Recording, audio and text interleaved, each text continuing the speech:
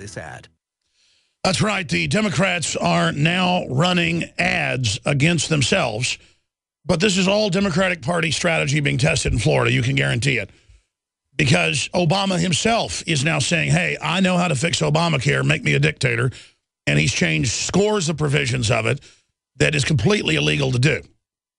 Completely outside of law. So they create the train wreck and then offer the solution. And finally, mainline, even Democrat-controlled media is admitting that Obamacare was designed to fail and that the website doesn't work because they don't want you to know what a screw job it is. They want to make it about, oh, we had a mess up, we had a problem. I mean, I've learned their tricks, folks. They've only got about 10 of them. And the Republicans play the same games, but they're just the loyal opposition, the supposed opposition to the takeover. That's the Republican leadership's job. But they're bought and paid for by the very same offshore interest, the robber barons. And so, of course, you keep getting the same outcomes, though you get different rhetoric. It's all about tricking people, but it's not going to work forever.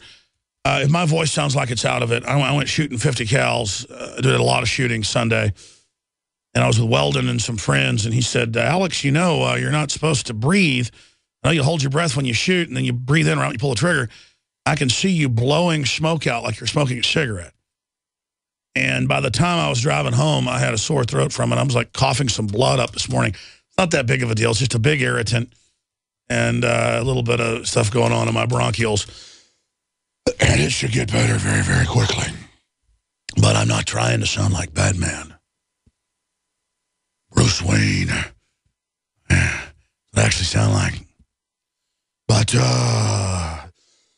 I do have some guests coming on the broadcast today. We have Paul Craig Roberts on what's happening with the economy and QE Unlimited being somewhat slowed down. And always interesting, Gerald Celente will be popping in, and I promise that means the crew has to make me do this if I forget and go into perseveration. Take a lot of your phone calls today. That way I can also save my voice while trying to concisely get to some of the news. And believe me, there is a lot of it today. So I'm going to go ahead and give the phone number out for first-time callers right now. And if you'd like to comment on anything before I even give you any of the news, I just would like to hear from you. But beware. I'm going to try it. I'm getting a little bit better over the years by increments, fractionally, by actually trying to go to your calls, move to the next person, at least in the first few rounds. And other people sit there on purgatory hold, but trapped in purgatory, awaiting the hour of reprisal. Your time slips away. So the point is 800-259-9231, 800-259-9231. And this voice literally sounds like someone trying to act like the voice of God, the NFL announcer. President Camacho. People got stupider and stupider over the next 300 years. Until the average IQ was 71. Genius was considered to be 80. President Camacho had the highest IQ in the world at 85 points.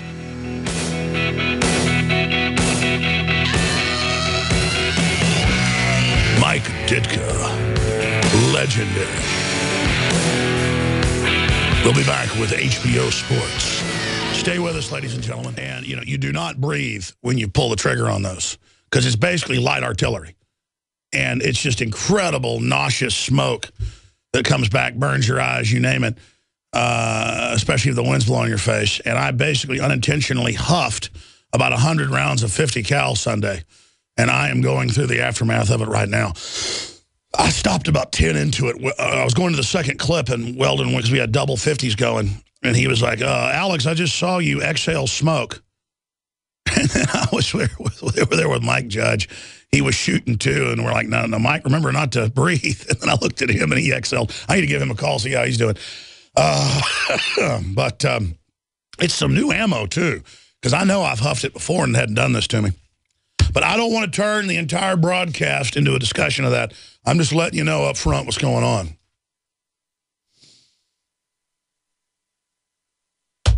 Man, I tell you, it's just insane. And I'm never able to just read the headlines. But I'm going to do it today, right now. They took the cough button out of here. So they're putting a new one in. It had a malfunction last week. So I guess you're going to have to hear me cough today. I probably should have thrown in the towel and taken off. But I just love doing the radio broadcast, so I'm going to try it here. We're going to try it. We're going to open the phones up for whatever issue you want to discuss, but I'm just going to kind of let you have your comment. You probably don't want to call in with questions. Paul Craig Roberts is going to love it because I'll probably shut up for the first time in my life. And Gerald Celente is coming up as well today. So we'll see what happens with that. All right, where to start? Let me just in the interest of news, the reason I can never get to the news, I'm trying to figure out what's most important. And literally, I'm like a dog in a butcher shop and with just all the important news, and I don't know which giant piece of meat to sink my fangs into first. You know, it's almost like a deer in the headlights mode, and I think that's their intention. But right now, let's just give you the headlines. Survey, U.S. press freedom plunges under Obama to 46 in the world after Romania. Gotta love that. That's out of the Washington Times. This is out of the Times of Israel. Iran, we're ready for decisive battle with Israel, U.S. And again, folks, I've been against attacking Iran offensively. I don't want World War III. But now I saw people criticizing me on InfoWars in the comments and on the YouTubes from a few days ago when they were showing simulated videos of blowing up Tel Aviv and U.S. aircraft carriers preemptively. I mean, that's really asking for it. And so I'm saying, why are they doing that? Because their government wants to stay in power and needs war rhetoric because they're very unpopular. And our governments want the war rhetoric to stay in power. The Likudniks, the military-industrial complex over here. And it's just some people are not sophisticated enough to get, I'm on the side of anti-World War III. I'm on the side of prospering, live long and prosper. I'm on the side of building a civilization towards the stars, not constantly having a mindless war economy. But that doesn't mean I like the peaceniks that go, oh, be peaceful. Teach your little boys how to wear dresses and to have basket weaving, and no one can have a toy gun. No, I'm for individuals to be actually primitive and warlike, because an actual primitive is more dialed in and smarter. Statistics show this can be taken and made. You could take somebody out of the jungle, folks, and give them top-level training, and they end up being incredible people. And the globalists had recognized this by the 1850s, the eugenicist. Francis Galton wrote about it, the father of eugenics, that the elite need to be like wild men, but with a facade of grace and genteel affect. And I'm telling you, to counter them, we need to be barbaric in our heart with love and strong against the usurpers, because we're being usurped at every level by social engineers playing games with us and getting us to stand down and not have a survival instinct. See, I said I would read all the headlines, and I went into Iran, started ranting about that. CJ, this is a direct order, because I don't have a producer-wise, and you guys book guests, make recommendations, do a great job.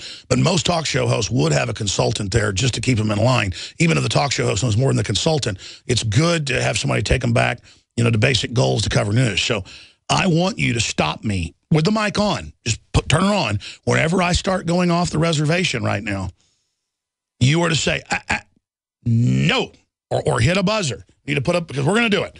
Let me stop right there. Let me just read this. Survey, U.S. press freedom plunges under Obama to 46th in world after Romania. Iran, we're ready for decisive battle with Israel, U.S. Chief of Staff warns Tehran's enemies and regional states against military action, calling American threats political bluff. And last week, on their official Farsi news agency, I went and looked it up. It wasn't Israeli propaganda.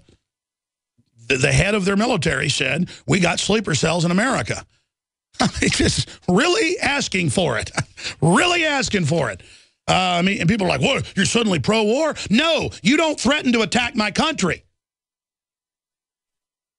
And again, they want to keep the fight going now that Obama's done this peace deal with them. There's some weird stuff going on. I'm even having trouble figuring it out. Oh, see, you're supposed to shut me up, CJ. I would, but I agree with you. No, I got to go back into this later. I just got to get these headlines.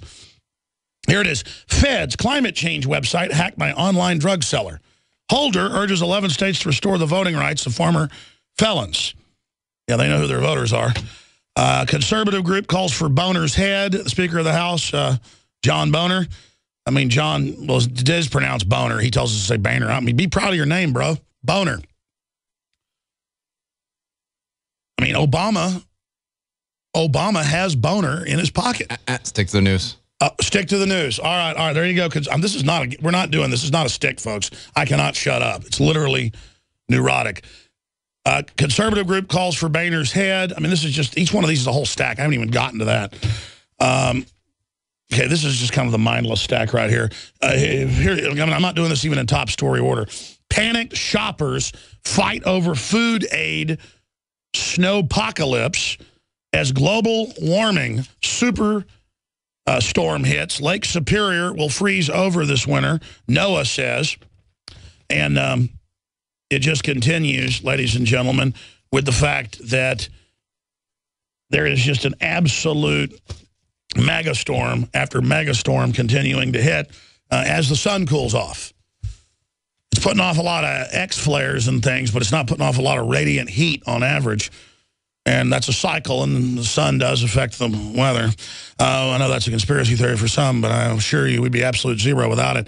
Winter storm, PAX update. South sees beginnings of crippling ice storm, heavy snowfall to the north. Ice experts predict Lake Superior will completely freeze over this winter. Snow rage pits storm-weary residents against plow drivers just trying to do their jobs. Yeah, the idiots out there don't like the snow plows clearing the roads for them. They think they should get out of their way. I just got to love the public. It's the instant gratification society. Give it to me now. Give it to me. Give it to me. Don't have a fire truck block half a lane if a car's blowing up on fire. You know, just whatever. Atlanta area braces for ice storm. 4 die in Texas. Power grids are going out, having problems because they've shut down our power plants. So there you go. Historic ice storm, and just more of them just keep slamming into them. You wonder why old houses from like 60, 70 years ago all have, some of them even have fireplaces in the bathroom. And do you know why that is? Because we go through cycles, ladies and gentlemen, and it doesn't have jack diddly squat to do with coal-powered plants. It has to do with the sun, that big old ball up there in the sky that burns your skin for however many millions of miles. How many millions of miles is it? Some ridiculous amount. Burns your skin. The reason I say that is the UN, as you know, voted 5 years ago, right before the Copenhagen summit, that the sun does not affect climate. Because scientists were saying, look, your models are all off. It's the sun. They said, no, it's not. They said, no, that's why the ice caps are melting on Mars. And then, of course, they're growing again because the sun's cooled off. But side issue, 93 million miles, and it'll burn your butt in an hour now on a summer day.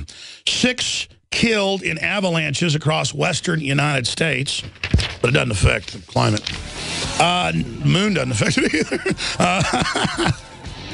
Okay, I'm sorry. We're going to have to stop right there. I'm going to get really, really serious when we come back and get into the really big news that I haven't even gotten into yet. The stock market, scary 1929 market chart gains traction. We're going to get into a House report on Benghazi attack, faults White House for security lapses. And we've got a bunch of news that's up on Drudge we got to carry. We got to cover, getting with the guns by the second hour, and then it gets worse in the third hour. Your calls are coming up in the next segment. Tony, Jonathan, Adam, Rich, Kim, and others. Toll-free number to join us when you hear a caller hang up is 800-259-9231 on any of the issues I've raised. If you go up to drudgereport.com, you can see a whole list of the snow apocalypse news. We'll put that up on screen for TV viewers. Radio listeners can just go right over there. And you can see all the different historic things that are happening right now. And the big issue to all of this is that people are always unprepared. Historic ice storm unloads and unfolds in the south. Georgia warned it's catastrophic. Seen from space, NWS travel is impossible. Amtrak suspends ice from Texas to North Carolina. We've had ice like 3 weeks in a row here. Roads deserted. Panic shoppers fight over food. That's an Infowars.com article with all the crazy videos from all over the South. Nor'easter could be biggest of season. Snow rage affects locals all over the country. Man puts gun to plow driver's head. Unbelievable. Psychiatrist says there's a tremendous amount of seasonal affect disorder. Yeah, people not getting enough light in their eyes has been proven to cause depression and not getting outside, cabin fever, whatever you want to call it. There's a lot of different things associated with it. That's why it's important, folks, to go out anytime it's sunny during the winter and just walk around without sunglasses for about an hour, and you'll just get totally excited. I was a little bummed out yesterday. I went to a tanning bed, something I don't do except in the deep of winter. It's artificial. It's not probably good as the sun, but I just felt fabulous at about 8 o'clock at night last night when I went and did that. It was like a just total recharge.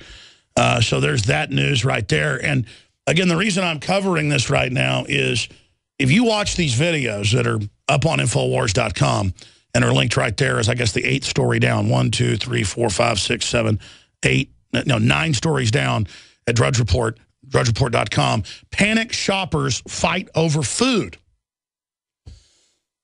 And it just shows that, I mean, I'm not plugging our sponsor. I guess I might as well just say this hour brought to you by mypatriotsupply.com/Alex. That's the reason I have storable food. That's the reason it really stores like 25 years. But after it's about 5 years old, I just go give it to the local food bank. It's high quality. And then just buy more. That's what I do. And it totally lasts for 10 years. They've proven it'll last 25, but whatever. It's like this race for how long it can last. The point is that it's the best storable food out there. MyPatriotSupply.com/Alex or 866-229-0927. And I didn't even intend to plug that right now. I would have done it later, but this is why we have storable food. This is why we have guns. This is why I know how to change a tire. And compared to my dad, who knows how to fix cars and knows how to roof the roof or fix anything, basically, he doesn't know as much as his dad knew. Because back then, you were the auto shop. You were the roofing company. You were the plumber. I mean, I am like a gibbering idiot compared to somebody like my dad or his dad who could skin a buck. I mean, I can skin a buck. I can run a trot line. I mean, I make our own whiskey and our own smoke, too. There ain't many things these old boys can't do. That they want you domesticated, ladies and gentlemen. They want you to be hyphenated, balkanized Americans that literally don't know how to change a tire, don't know how to do anything. And it is getting worse and worse and worse by the minute. And people don't know how to do basic math now because of calculators, myself included. I mean, I'm like a mental moron now at math when I try to do it shorthand on a piece of paper if I don't have an iPhone with me. I mean, this is part of the dumbing down of the technocracy. There's a lot of things in the technological development that empower humans, but overall, it's a negative thing. No one can debate that. All the aggregates are there, all the actuaries, all the numbers. And if we have a real depression, again, 90% of this country, look it up, in the 10-year depression from 29 to 40, 11-year, I guess, still went into 41 or so. But the point is, 11, 12-year depression. 7 million people starved to death or died from malnutrition, from other colds and things. Major university studies, you can look it up. With 90% being rural, about 50% being fully self-sufficient. We're now 90% urban, 10% rural. Half the rural communities are somewhat self-sufficient. That's 5% versus 50 being fully self-sufficient. I mean, you're talking about a Rhodes scenario with Viggo Mortensen. If this unfolds, ladies and gentlemen, if we have a collapse, it will be Road Warrior. Just give us the gas, we spare your lives. That just so happens to be hollow, partially hollow inside, and is illegal under the Geneva Convention to even use in warfare. The reason I keep plugging Drudge is he keeps our stuff up that's important on the front page. You go to drudgereport.com. It's in the middle column. And if we show that at drudgereport.com, I like how he mixes it together with the other stuff to give you an image of what's happening. Right under the monster Pelosi, who looks like she's gone one Botox shot too far. Pelosi PAC runs ads slamming Obamacare. Well, no, I mean, they're running away from their great victory. Homeland purchasing 141,000 more rounds of sniper ammo that, by the way, is illegal under the Geneva Convention. Watson should probably add that. And then under it, outfitting city buses with spy cameras. And then here's the key, tying it together, National Guard trains to fight Second Amendment supporters. By the way, nationwide. And I know I keep harping on that day after day, but we used to get the secret documents and people wouldn't believe it about this. Now it's like all over the news. Yes, the main enemy is the gun owners and the veterans. And don't talk about the founders. They wouldn't be welcome in today's army. I mean, this is West Point, folks. This is all AP, Reuters, Fox News going, should we ban the Declaration of Independence? Boston Globe, is it hateful? All men are created equal, endowed by their creator. I mean, we have a right to revolt against oppression. Is that actually legal to say you have a right to revolt against a tyranny? 2 years ago, they had an article. They had a bunch of them saying, should we get rid of the Declaration of Independence? Is it treason, I think was the headline. When freedom fails, the best men rot in filthy jails, and those that cried, appease, appease, are hung by those they tried to please. It'd be like if the ocean was alive, the H2O was alive and had a voice. It was there talking to the captain of a submarine and just said, open the doors, open the torpedo launch tubes, let the water come in, depressurize. You're going to not be racist against water anymore. Just open the bulkhead. Just let the state run your kids. Just take the shot. Just trust us. We're going to spy on you for your own good. Open the door. Open the door. Come to me, my child. What's the movie, Event Horizon, where they go into like the dimension of hell, and the woman misses her baby, her dead daughter, a little girl, and she said, "Mommy, I'm here. Open the airlock. I'm here. I'm liberal. I'm Obama. Oh." And then you open I'm gonna doot. Opens, my baby. I mean, it is just the mind control, the magnitude. We should all be running around like chickens with our heads cut off. That the military is training for war with people that like the Bill of Rights and Constitution, Declaration of Independence, and private property, the family, the right to self-defense. I mean, they're a bunch of thugs. The mayor of New York secretly, caught 50-plus mayors have quit, saying once we register, we will confiscate. We already knew that. One of his own group members, Mike Martinez here in Austin, mayor pro tem, admitted that last year to us on video. He said, we're not going to confiscate now, but if we register, we will. So get ready. And his whole gang of them all looks at each other because they're on the winning team, they think. And you got the governor in New York, Cuomo. All his bodyguards saying, hey, you got guns, you're pro-life, get out of the state. That's like out of an old Western. You don't like what we're doing in this town, making your teenage daughter serve in the brothel, you can just get out of here. Just like total mafia thug piece of crap. I mean, just in our face. Can you imagine what John Wayne would think, ladies and gentlemen, if... And it's not that I even dislike these people. You got to understand, folks, people listen to my show for 19 years know the whole gay thing is just not what I'm, obsessing on. I mean, a lot of people that are obsessing on it from the other end are, they're obsessing on it because me thinks they protest too much. The whole issue here, ladies and gentlemen, though, is that it's a political agenda attaching all the socialism, all the communism, all the collectivism, all the eugenics, all the anti-family. Turn on the news, turn on a sitcom, men are degraded. Heterosexual men are run down. They're put down.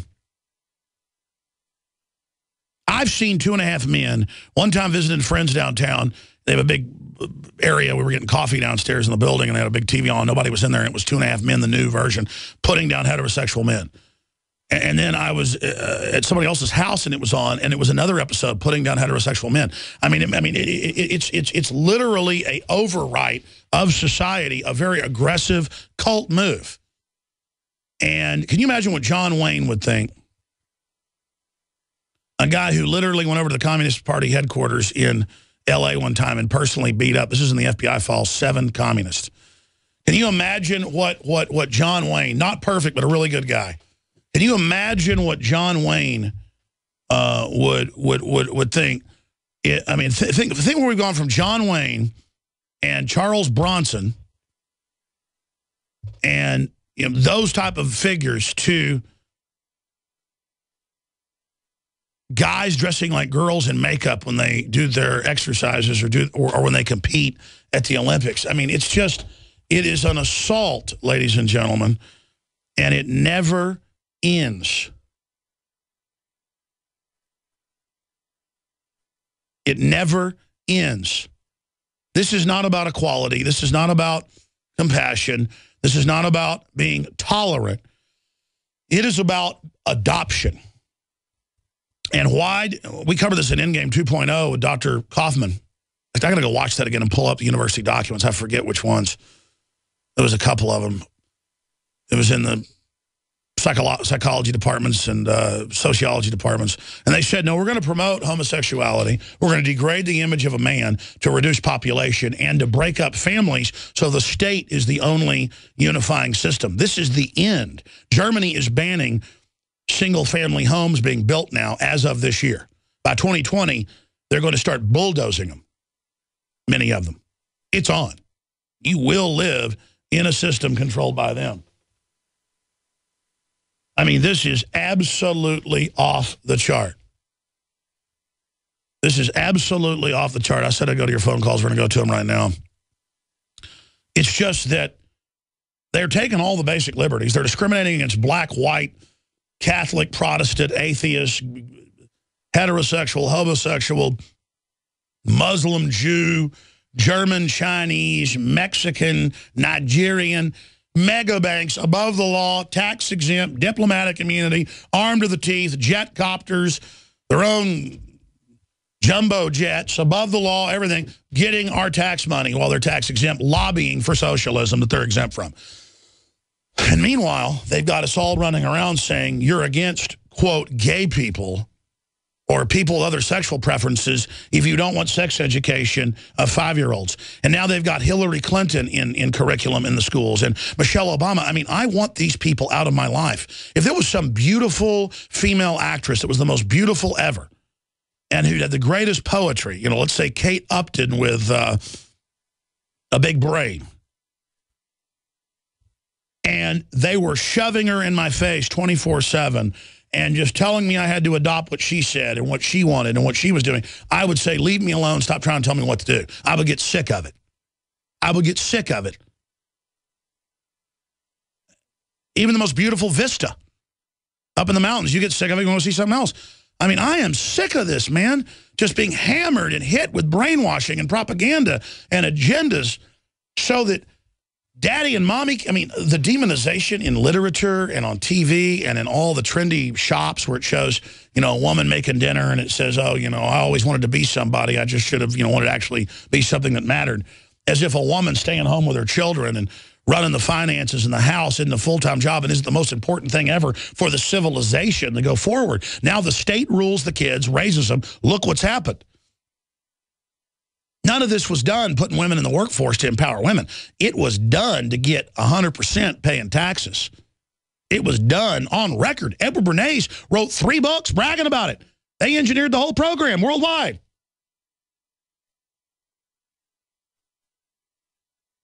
You go to Rockefeller or Rothschild houses, because I've gone and looked at photos and photo books and stuff their families have leaked and stuff that's come out over the years. I mean, it's all women wearing 50-style dresses, and the men are in charge, and the women are all empowered, running the house and the money and the whole 9 yards, and they're having 5, 6, 7 kids. But they tell you, you don't do that. You understand that? Women, you get ahead by hating your husband. You get ahead by using your husband, and then your kids are destroyed. And the men are a bunch of slobs, too. The men see the role models of acting like schlubs on TV, and they buy into that as well. It's scientific. It's not my opinion. Become aware of it. And then meanwhile, I'm going to get to the stock market stuff with Paul Craig Roberts and what's happening in the Ukraine and Celente. So I won't get to any more news. And House report on Benghazi attack, false White House for secret lapses, security lapses. Smith on Iraq Christians in Congress. Life appears to be worse now than under Saddam. That was the whole point, bud. Christians the most persecuted. Peer research, 10-1. The UN just everywhere just lines them up, shoots them. It even ends up in the New York Times. But like, well, they did line them up by the thousands and kill them. But, you know, they... Look at Syria. Look at all of it. We got incredible science news I haven't gotten to. This is a monster. Sunspot now larger than Jupiter. It's hundreds of times the size of the Earth. Continues to unleash solar flares. I wonder if Obama's baloney will stop a super flare from blowing out all the satellites. I mean, can't you wave that magic wand, suspend the laws of physics like you do with your stupid global warming tax garbage? Here's a new one. New U.S. military space plane aims for 2017 liftoff. Let me decipher this. Aircraft, space planes developed in the late 70s will now be rolled out 40 years in the future. We're not going to let you know the 35, 40-year other advanced Black Manna and other systems that are at least 15 years old. And by the way, I have talked to the former head of the Star Wars program on record. I have talked to the top-level NASA people, folks, and the stuff they've got is unbelievable. Unbelievable. And they didn't tell me classified stuff. They told me what had been accidentally leaked and just said, you're right, it's 35, 40 years advanced. They had fleets of robot drones in space, operational with DU Meteor gun sabos in 1979. You're not in Kansas anymore. The vaccines have nanotech to re-engineer your brain. That's why people are acting like zombies, folks. I'm telling you, it's on. You're living in the Twilight Zone, baby, and so am I. And I'm quite frankly excited about it. I don't like it's happening, but I am, man, let me tell you, I'm not bored. I mean, whoa, whoa. You want me to watch football again? You think I care about that? I care about what the Japanese astronomers and people have shown, these big, giant floating platforms up in space. You think the International Space Station? They've got stuff in deep orbit out there that is amazing. 6, 7, 8 football fields square. And do you know what's floating on it? Oh, some real fun toys. Now, this is crazy. We're being walled off in this world with Justin Bieber and all these mindless people and everyone just following what television says, imagining their stars, imagining by buying into the hype that it's empowering them while total evil is taking over.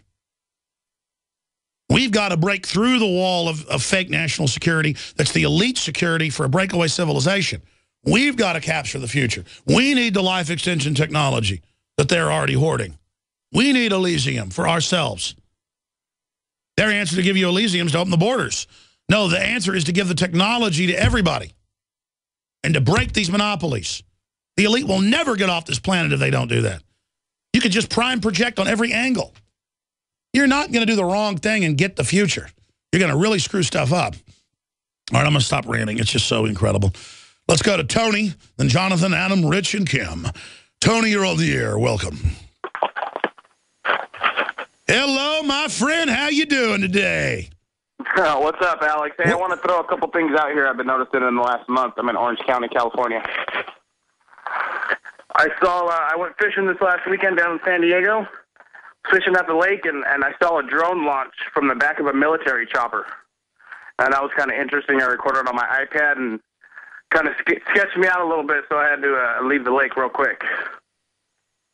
I got home, and then I saw another one launch there at Lemon Grove down in San Diego. So I know that they're doing something big down in San Diego. I think something's going to happen here real quick. Well, Google's moving into all these DARPA and NASA bases, building all sorts of secret stuff in giant warehouses. I mean, it's just crazy land, man. It's total crazy land. Can you imagine the technology we're seeing if it's 35, 40 years advanced on average? Can you imagine? No wonder they're so arrogant. No wonder they don't care. I mean, it's amazing. They have stolen everything using our ingenuity to build a breakaway civilization. You get what I'm saying, brother? Yeah, we're way behind. They're so far ahead of us. We're everybody's zombied out. Everybody's brains are turned off. Well, they're getting ready for extermination. I mean, you got to say they are being somewhat, at least in the West, somewhat loving about it. They're giving us, it's a soft kill. They're basically killing our brains before they finally physically kill the body. And I guess we should. I mean, the little kids dying of cancer, in some cases 10,000 percentage points higher in pediatric cancer. I mean, they have excruciating, horrible deaths, but that's a loving thing the globalists did for us. So they're good people. Yeah, we should thank them, really. I mean, it'll be a lot easier for when we do get taken out, right? Well, yeah, it's very loving. It's very loving. Of course, the elite aren't going to stop wanting to kill people and dominate once they've wiped us out. All right, anything else, extremist? We love you, Alex. That's all, man. We love you. We love you. I do. I love humanity. We're going to come right back. The situation in Ukraine, the Olympics, the economy, QE Unlimited, the Market Watch report out of the Wall Street Journal, scary 1929 market chart gains traction. That's all coming up with Dr. Paul Craig Roberts, former head of the Treasury Department policy, the father of Reaganomics, joining us. And then we're going to have Gerald Celente on as well. Both men work together over there at the Trends Journal. I'm going to go to Mike in Illinois, Adam, Jonathan, Kim. Here I am saying I want to go to calls early because of my voice, but then I don't do it, of course. But I did cover a lot of news. So, briefly, the Molon Labe, come and take it in Greek, is here, and it has Infowars.com on the back, and it is the made-in-1776.com, made in America. And usually a Made in America t-shirt like this would be $40. It's $22. And I'll just tell you right now, to have these Made in America cost us like $9. And so that's, for clothing, that is not a markup, folks. And that's how we fund our operation. But this will really make the globalist mad when you wear this. It's a very popular icon, and we made, it's just really good. What one of our great graphics people put together. It's the Spartan helmet with two M4s crossed with the victory laurel leaves around it. I mean, it is a shrine to resistance and not being disarmed. It's a signet of power and liberty. And it needs to be worn on your breast. And all of you need to get it. A shield against tyranny. Symbols have power. And this is a powerful symbol forged in the heart of liberty. So, InfoWarsStore.com or 888-253-3139. All right, ladies and gentlemen, let's go to Adam. You're on the air. Thanks for holding. Yeah, Alex, thank you so much for having me on the show. I wanted to ask you, have you ever seen the film The Purge? Because this film alone goes against every single thing that you are fighting for. It talks about the new founding fathers taking over America. This movie has grossed over $100 million. And they're releasing a sequel now, which talks about nobody has access to guns except for the rich. Everybody can kill each other for 12 hours once a year. You know, I saw the trailer for that, and I never went and saw it because I don't like those, you know, thing where guys are creeping around with knives, and it's so scary. It's just ridiculous. Go out there and beat their brains out with baseball bats. But, you know, the larger issue is that I did see the trailer, and yes, I should have done a movie review on that. Sounds disgusting. Tell us more about it. Well, the first movie, because there's two. The other one's coming out June 20th, but the first one talks about every year, starting in the year 2017 through the year 2022, every year for 12 hours, crime is legalized throughout not even the United States. They've taken over the United States. They have now called it the new founding fathers of America. No, but that's how they demonize. They do this in all these movies where the tyranny government's taken over. They don't really say that in the movie till the end. And then it's founding fathers to demonize the idea of founding fathers. Is that how the movie goes? Yes, and check out The Purge Anarchy that's on YouTube. The trailer just dropped. It will blow your mind. All right, we'll do a review of the trailer. Guys, pull that up. Going over everything. It's gonna well done, Lord Vader. One of my friends just texted me a Star Wars quote. Now that I'm 40 in one day, your power is a weak old man. Let's go right back to your calls. You've been holding long enough. And Paul Craig Roberts is coming up on geopolitics, huge breaking news on finances. It's all coming up. But right now, let's go to Kim in Washington. Thank you for holding. As another first-time caller, welcome. Hi, Alex. I'm calling today because I wanted to talk about my daughter. She was damaged by the MMR vaccine when she got her booster. Oh, yeah. That's one of the really bad ones, yeah. It is. And, you know, the doctors have been denying that this has happened. Well, of course, they're accomplices. Sure. Well, so she got her shot, and within a couple hours, she started walking like she was drunk.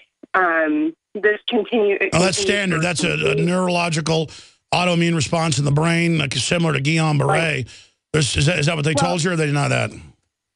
No, well, they've said that this is a mysterious illness. Oh. And so it went from her walking like she was drunk to having double vision to being unresponsive, small seizures, and she ended up in the hospital with massive brain swelling. Yeah, see, there you go. I mean, I've interviewed so many medical doctors. That's why I know that. Look, the vaccine inserts say it can do that to you.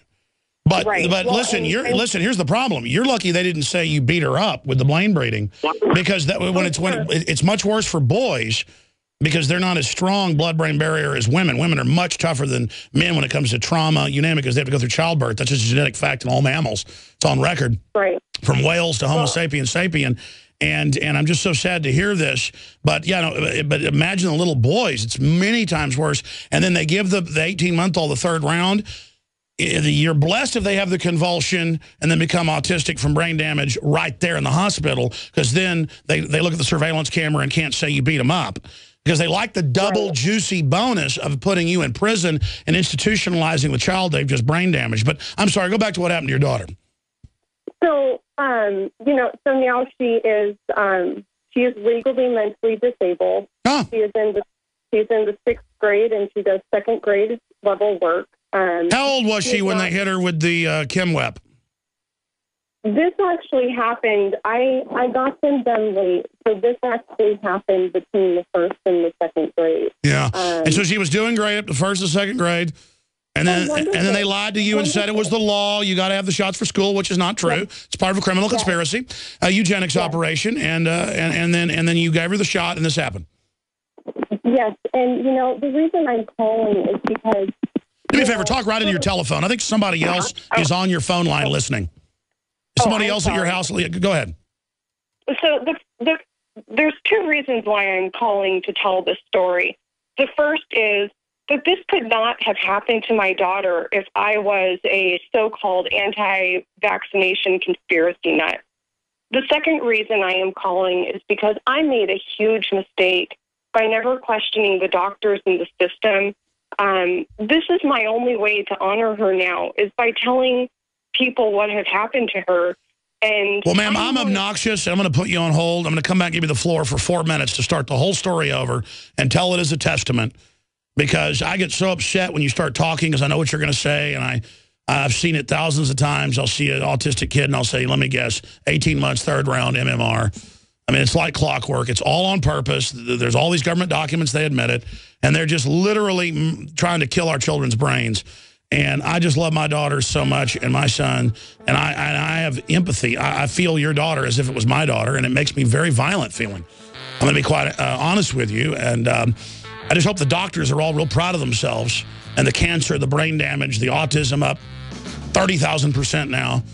Stay there, ma'am. I'm going to come back to you, start the whole story over, give a testament from Kim, and then we'll talk to Jonathan, and we'll talk to Reese, Joseph, Duluth, and others. That's right, and the enemy's operations are so over the top. The eugenicist by the 40s said, we're having trouble forcibly sterilizing people worldwide and dumbing them down, and the answer was from the Soviet gulags. This is the Pulitzer Prize-winning, 2 Pulitzer Prize-winning books on the Nuremberg trials, because the Nazis then adopted hydrofluorosilicic acid at about 3 parts per million. They do 1.6 part per million here to massively reduce IQ points, at least 20%. 1.6 does it between 7 IQ and 14 IQ, depending on the study you look at. I'm giving you Harvard studies. I'm giving you Chinese government studies, Japanese government studies, Canadian studies, University of Texas studies. You don't believe me? Just type in University of Texas study on fluoride IQ. I mean, just take the challenge. Find out why I'm so freaked out. And I've always been a sane person, but it is insane what the globalists are doing, and to sit there and watch them carry it out. And to know that you keep hearing about secret sterilizations in Texas and California that are totally illegal, where they grab foster kids, you name it, and sterilize them, prisoners and sterilize them. And they'll even do surgery tests on them and test docs and on them. You know, it comes in, it's like, well, nobody's going to get in trouble, and it's all been sealed. And, oh, we did take your blood from birth since 1972 and put it in a global database. And companies say they own your blood now, blah, blah, blah, your DNA. And then a lady called in the last segment, who just joined us, Kim in Washington, and I was illustrating. Let me guess. She took the shot and then had blood on the brain and convulsions, and then lost a bunch of her IQ. Because, see, it's designed to only skim off 10, 20 points, but sometimes you have a catastrophic event, especially in males, because of the blood-brain barrier and other issues, according to medical doctors. And I'm here talking about, it's not like Joe Stalin lining folks up and shooting them, or Hitler. They just have doctors who believe in what they're doing, the nurses, They're brain damaging people. They pretty much know what's going on now, but they can't admit the whole thing was wrong.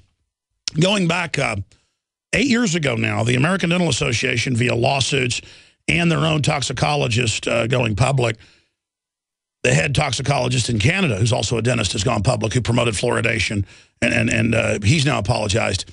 That was 2 years ago. That was all over the Canadian papers about how deadly it is and how he believed the lies. The point is that for 7-8 years, about 8 years ago now, you can look this up, they said stop giving children under 6 fluoride toothpaste or fluoride water. But then you notice they rolled out fluoride for kids in all the major bottled water. Started fortifying juice drinks with it and stuff, calling it minerals added for flavor. And they put the most deadly type. You need calcium fluoride or you will die. Very small amounts of it. You need arsenic, very low amounts, or you will die. You need lead, very low amounts, or you will die. It's all part of the chain reaction, ring structure, cell transfers, according to scientists we've interviewed. It's well-known science, but they're giving it to you at hundreds of thousands of times what you need. And they're giving you the electrified hydrofluorosilicic acid. So they're taking it and turbocharging it so that it then acts as an adjuvant to the other drugs added to the food and water to then elevate the level of the drugging. And that's why people look so unhealthy and society screwed up. I mean, you're in the matrix, folks. You're being hit with chemical, biological attack. That's why when some arrogant cop or somebody yells at me filming in public, I start laughing. I go, man, you're a slave. They're going to take your pension fund. You know this isn't freedom. Why are you following these orders? How much of your family's dying of cancer right now? I did this in England and the U.S. repeatedly on tape. And they just go, oh, what do you know about that? And I'm like, well, I saw in the local British paper that half the Brits by 2010 are going to have cancer. He goes, I know. Why is it going up? Why has everybody got it? And I'm like, it's a chemical biological warfare program. Here are some books you can read written by the enemy.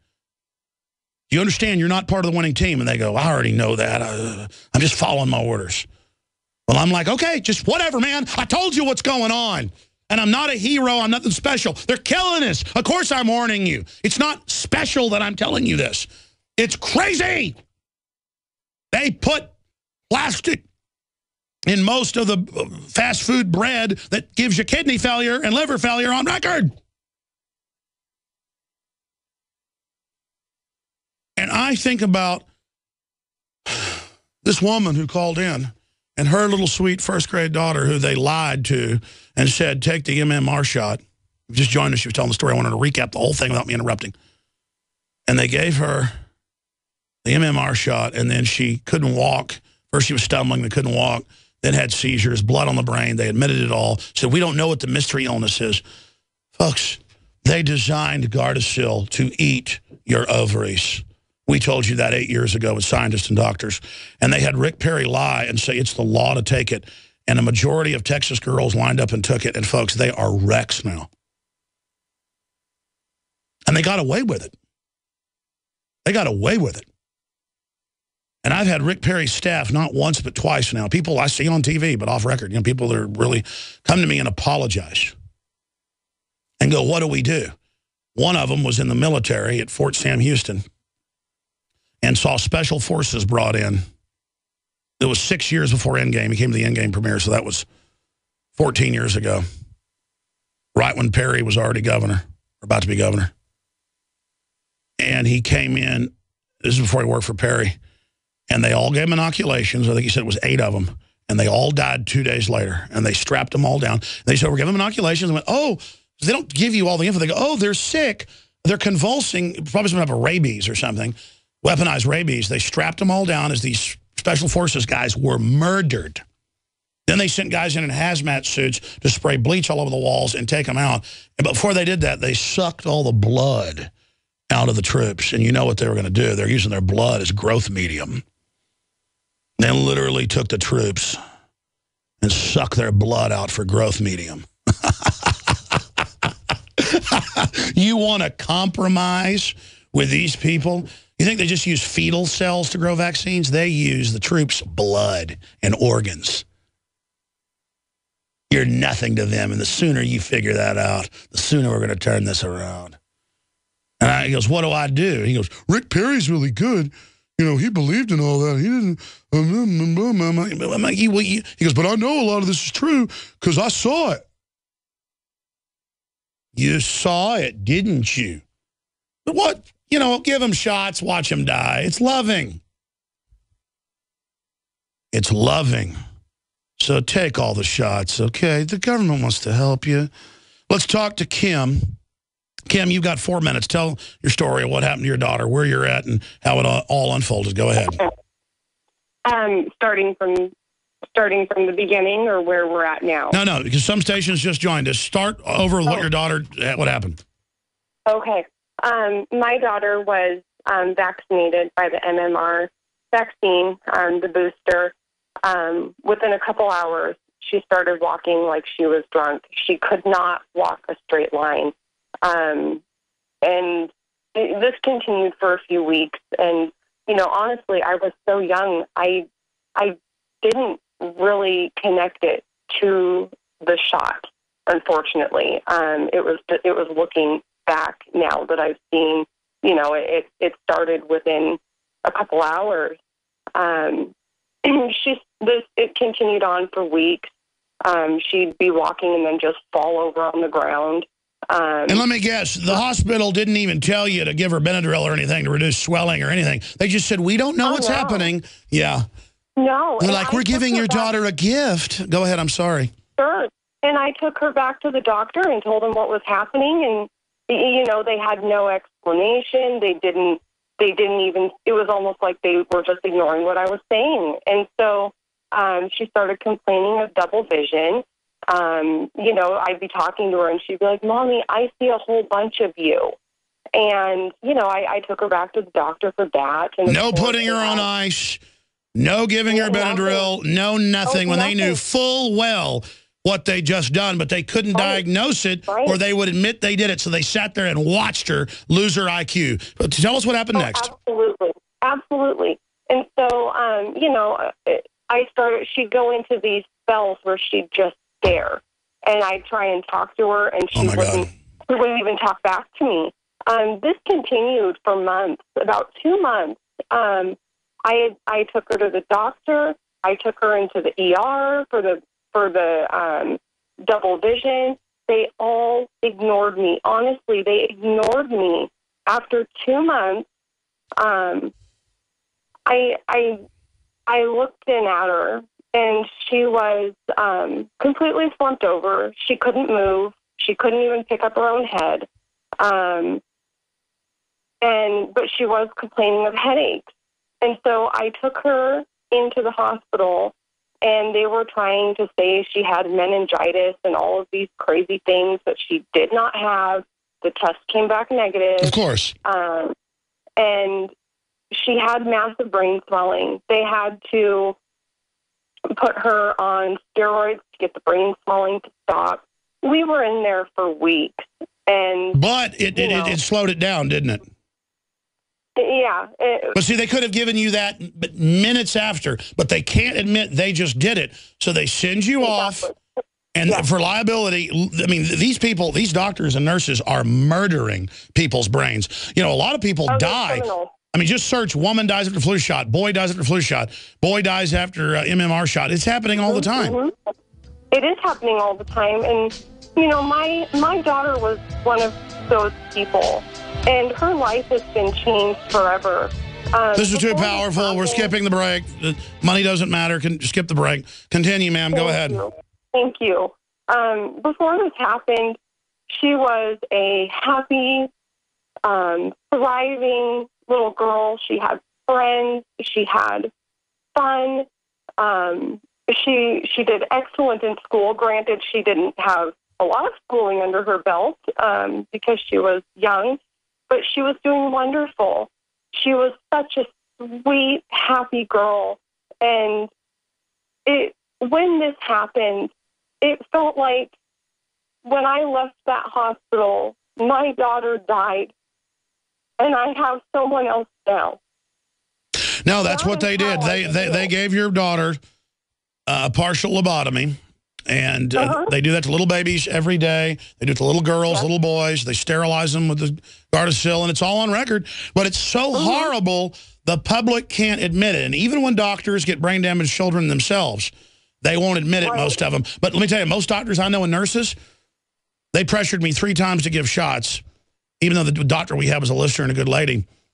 But it's such a cult from the hospital management, and the nurses would always go, we don't give our kids it either.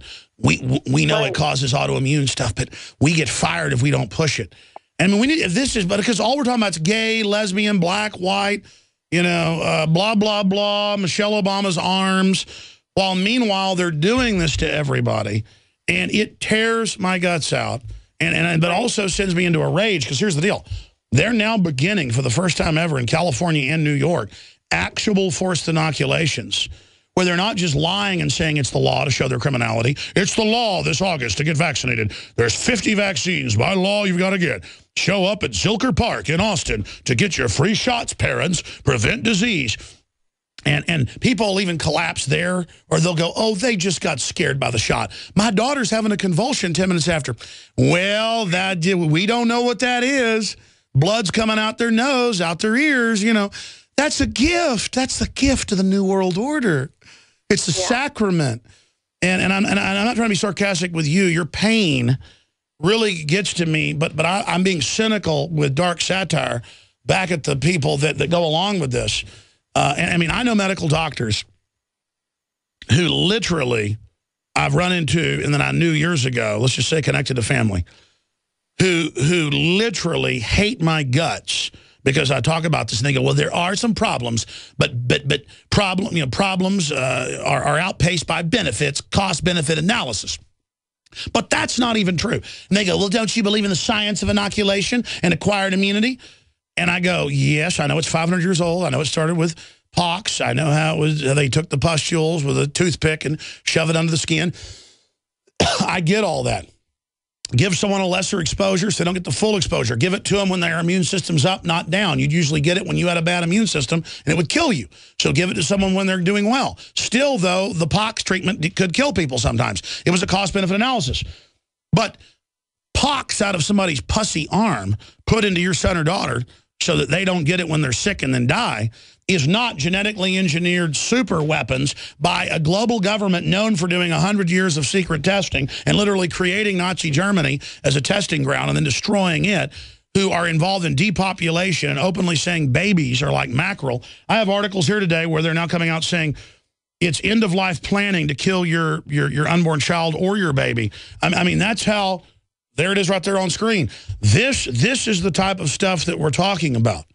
And when you're faced with something this evil, this over the top, by the authorities, it's hard for the average person to come to grips with it.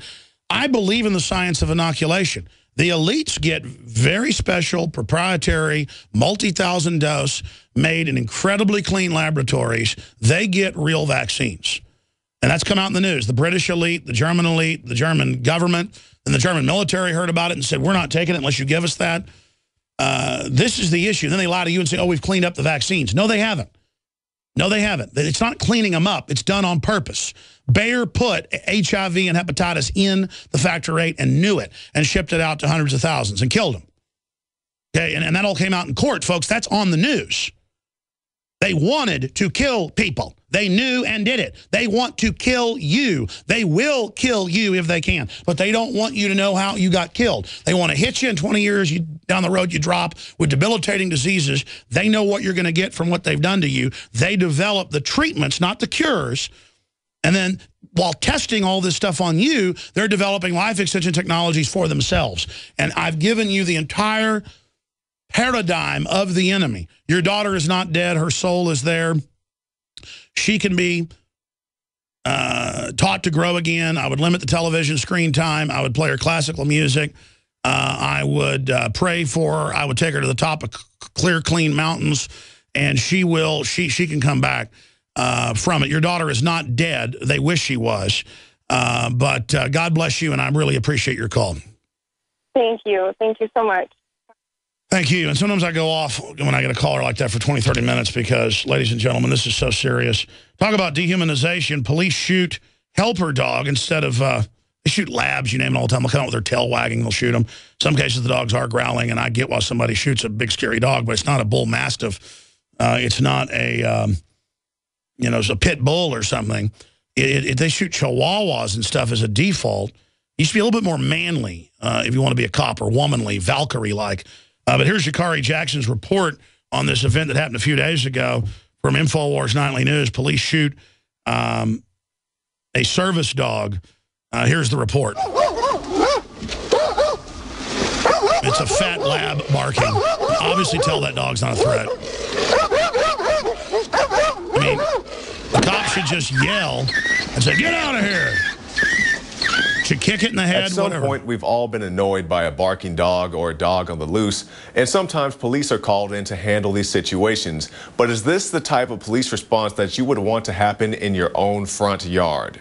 And yes, once again, those dogs should have been under the direct supervision and control of their owner. But with a modern officer carrying things such as pepper spray, was lethal force really necessary? And let's stay on this topic of lethal force. What if the gun was turned the other way and the officer was in the crosshairs? That's exactly what happened right here in the state of Texas. Sheriffs looking for marijuana burst into a man's home and ran straight into gunfire by a startled resident, killing an officer. The resident was able to avoid a murder charge, but it goes to show that over-aggressive police tactics can backfire on officers. Over-aggressive tactics such as kicking a woman out of her own home. A woman was displaced from her home so a SWAT team could perform reconnaissance, much like we saw during the Boston bombing.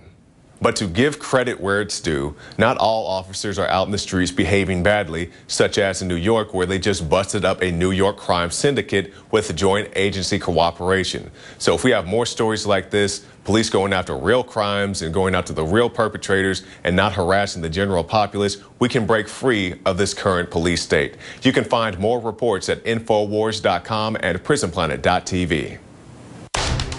All right, that's Jakari Jackson, and that's just a minute and a half of the 30-minute news transmission every night, 7 o'clock Central, PrisonPlanet.tv.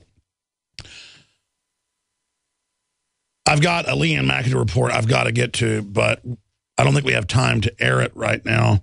I'm going to air it later in the broadcast because it's so important. It deals with a dumpster diving professor who's trying to teach us that we should live with nothing so that the globalists can have bigger red carpets, bigger palaces, and live like kings, while telling us we can't have air conditioning or over a 250-square-foot home so that more of what we make can be paid in taxes. That's what the austerity is all about. That's going to be coming up after Dr. Paul Craig Roberts leaves us. We're going to play that with Gerald Celente and talk about this artificial scarcity economy that is Agenda 21 worldwide grid. Briefly, super male vitality, folks, is the #1 item that people reorder. The highest level of reorder for super male vitality. That's a fusion of, 8 top herbs from organic, concentrated form. And you've heard the rave reviews. We got 15% off going on super male vitality from InfoWarsLife.com. We brought you the best available, period. I said, no expense shall be spared. I want the best Dr. Group, and it's blowing people away. The problem is we're going to sell out at the rate we're selling it in about 4 or 5 days, and then it might be as much as 2 weeks before we get more because they're waiting for one other herb to come in because we don't have the dry herbs. We have the raw herbs to concentrate it. So if you want to get it, order it now. People just love this 15% off. And I'm hurting myself doing it, but it funds the operation as well, so you win, win, win. There's no way you can lose purchasing products at InfoWarsLife.com. And we have the new Molon Labe shirt that I think is the best-looking T-shirt we've ever had.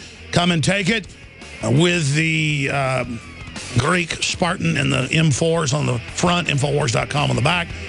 That's InfoWarsStore.com, InfoWarsStore.com. And your purchase is vital to our resistance. But before I go any further, I just want to cover the waterfront with him to make sense of what's going on in the economic meltdown, clearly a global depression. This Market Watch article, scary 1929 market chart, gains traction. Government is gearing up for a collapse. I think we're going into a slow collapse, but I want to get an update from him on that. But first, the reason I wanted to get him on last week, and now he's here, is to talk about Ukraine. And again, I'm not a Putinite, but compared to what we've got, our system's so bad, he's not aggressively trying to expand things. He stopped the Syria war, the purge of Christians. Clearly, the Saudi Arabians are bombing them because they didn't go along with the takeover of Syria to destabilize the Olympics. But you see Ukraine not voting at first to go with the EU. And now Russia is not even trying to control Ukraine from what I've seen. I want a free and independent Ukraine. And George Soros's people are all over this, as usual, trying to destabilize Russia because they want a new world order run by the Wall Street kleptocrats. They want a new world order run by anti-free market folks that make the Wolf of Wall Street, Jordan Belfort, look like a saint. That's the bottom line. This is not America doing this to Russia. This is criminal elements doing it. And in my view, I want Dr. Roberts' take on that. So there's the preface of my questions and how I see it. This is a big deal, though, to be trying to overthrow Ukraine, and audio recordings of this, obviously, with ambassadors coming out, and a very serious situation. Dr. Roberts, give us your expert breakdowns. I know you were in big talks with the Russians so they bring down their empire at the end of the Reagan administration. I know that you know a lot of these folks. You know the French. You've gotten their highest award for some of the work you've done on that front as well. What's really happening right now? In the Ukraine, there was a joint effort initially between the EU and Washington to bring the to bring the Ukraine into NATO and into EU. Now, the EU just wanted an expansion of its domain. Washington wanted to have the Ukraine incorporated into NATO so they can put more military bases on Russia's frontier. And they also want to have their puppets running the country so that it can be opened up for looting by the American banks and the American corporations, like, for example, Latvia was. So what has happened is for many years, Washington and also the EU have been financing what are called NGOs, non-governmental organizations, in Ukraine. Last December, this Victoria Nuland, the Assistant Secretary of State who's running the operation, the American operation there, told the National Press Club that Washington had invested $5 billion in agitation in the Ukraine. And so what we're witnessing now is all of these NGOs, some of them pretend to be human rights organizations, some pretend to be educational, to teach democracy, some are just provocative. And they have used these, that is the State Department, the CIA, have used these institutions, these NGOs, to have this ongoing protest. Now, the EU and Washington have now fallen out over this because the EU has realized that for Washington to take over the Ukraine is a direct threat to Russia. And they realize that Russia can cut Europe off from oil and natural gas, and they realize that if there's a war, Europe will be destroyed. And that's why we don't need Ukraine to fall to the EU that's going to suck it dry. That's like asking to have cancer implanted in you. Clearly predatory. As you know, their own EU documents have come out that it was a planned program to consolidate and suck countries dry. So the Ukrainians vote to not join it. And so they have hordes of paid operatives take to the streets. It'd be one thing if these were real, Ukrainians wanting to get rid of their government.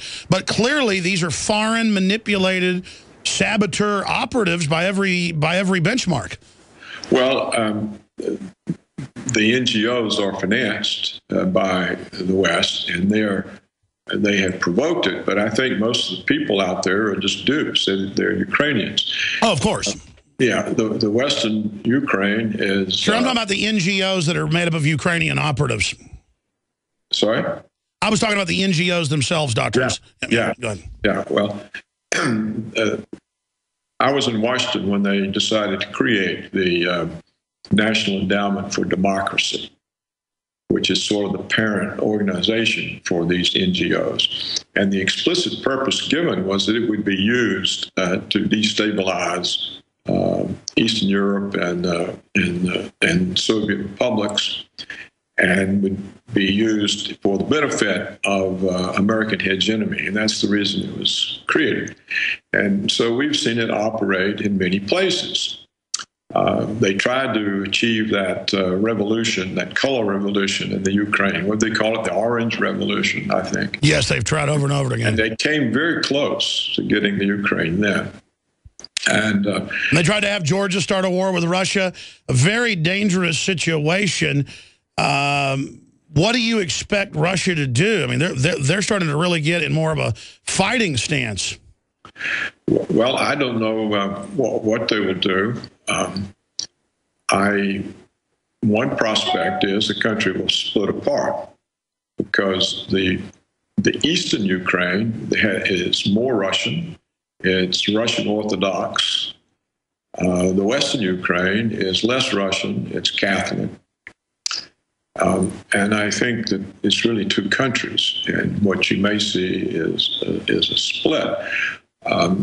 What I find so distressing is that the Ukrainians I think these protests are largely in the western part. No, they are. Yeah, you're right. Yeah, and so what I find distressing is that these protesters are such dupes that they're destroying the independence of their own country. They don't understand that if you are in the EU, that your national government is subservient to the EU. How can they not look at Greece and Spain and Ireland and everywhere? I mean, this is like wanting to get in the car with Jeffrey Dahmer or something. Why would anyone want to join the EU? That just shows the influence of the NGOs. You know, the NGOs, like Victoria Nuland said, Washington spent $5 billion. That's $5,000 million. You can buy a lot of people for that money. You can buy a lot. And the years of agitation by these NGOs, and also, you know, in the Western Ukraine, there's a huge disaffection from Russia.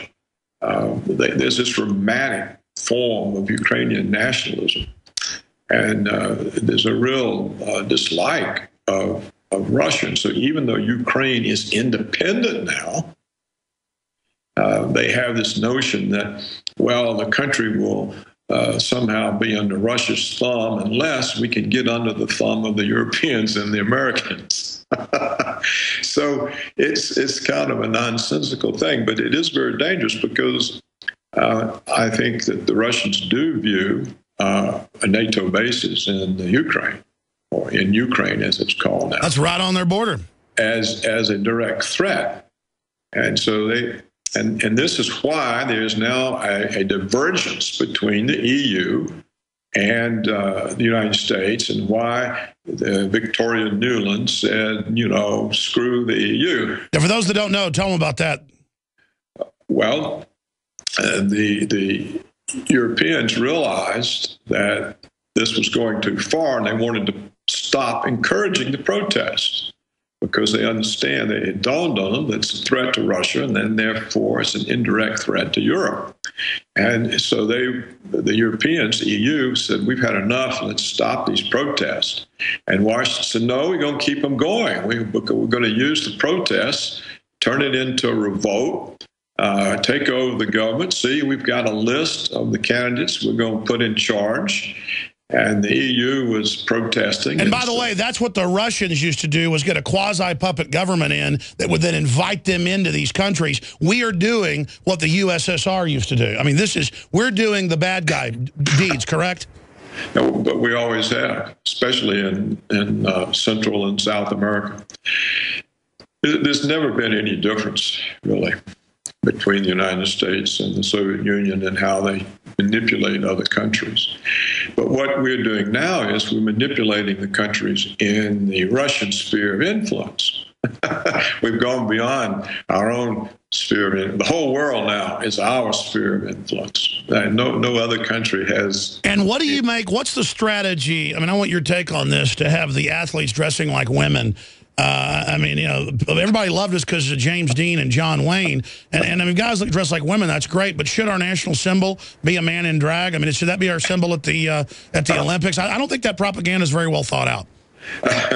No, it's not. But we don't need to get into that right now. We've got the Ukraine and the economy, which are important. No, absolutely. I'm just saying, like British, Deputy Defense Minister said 2 weeks ago, The United States doesn't even seem to have a strategy now except chaos, and we're losing all the soft power.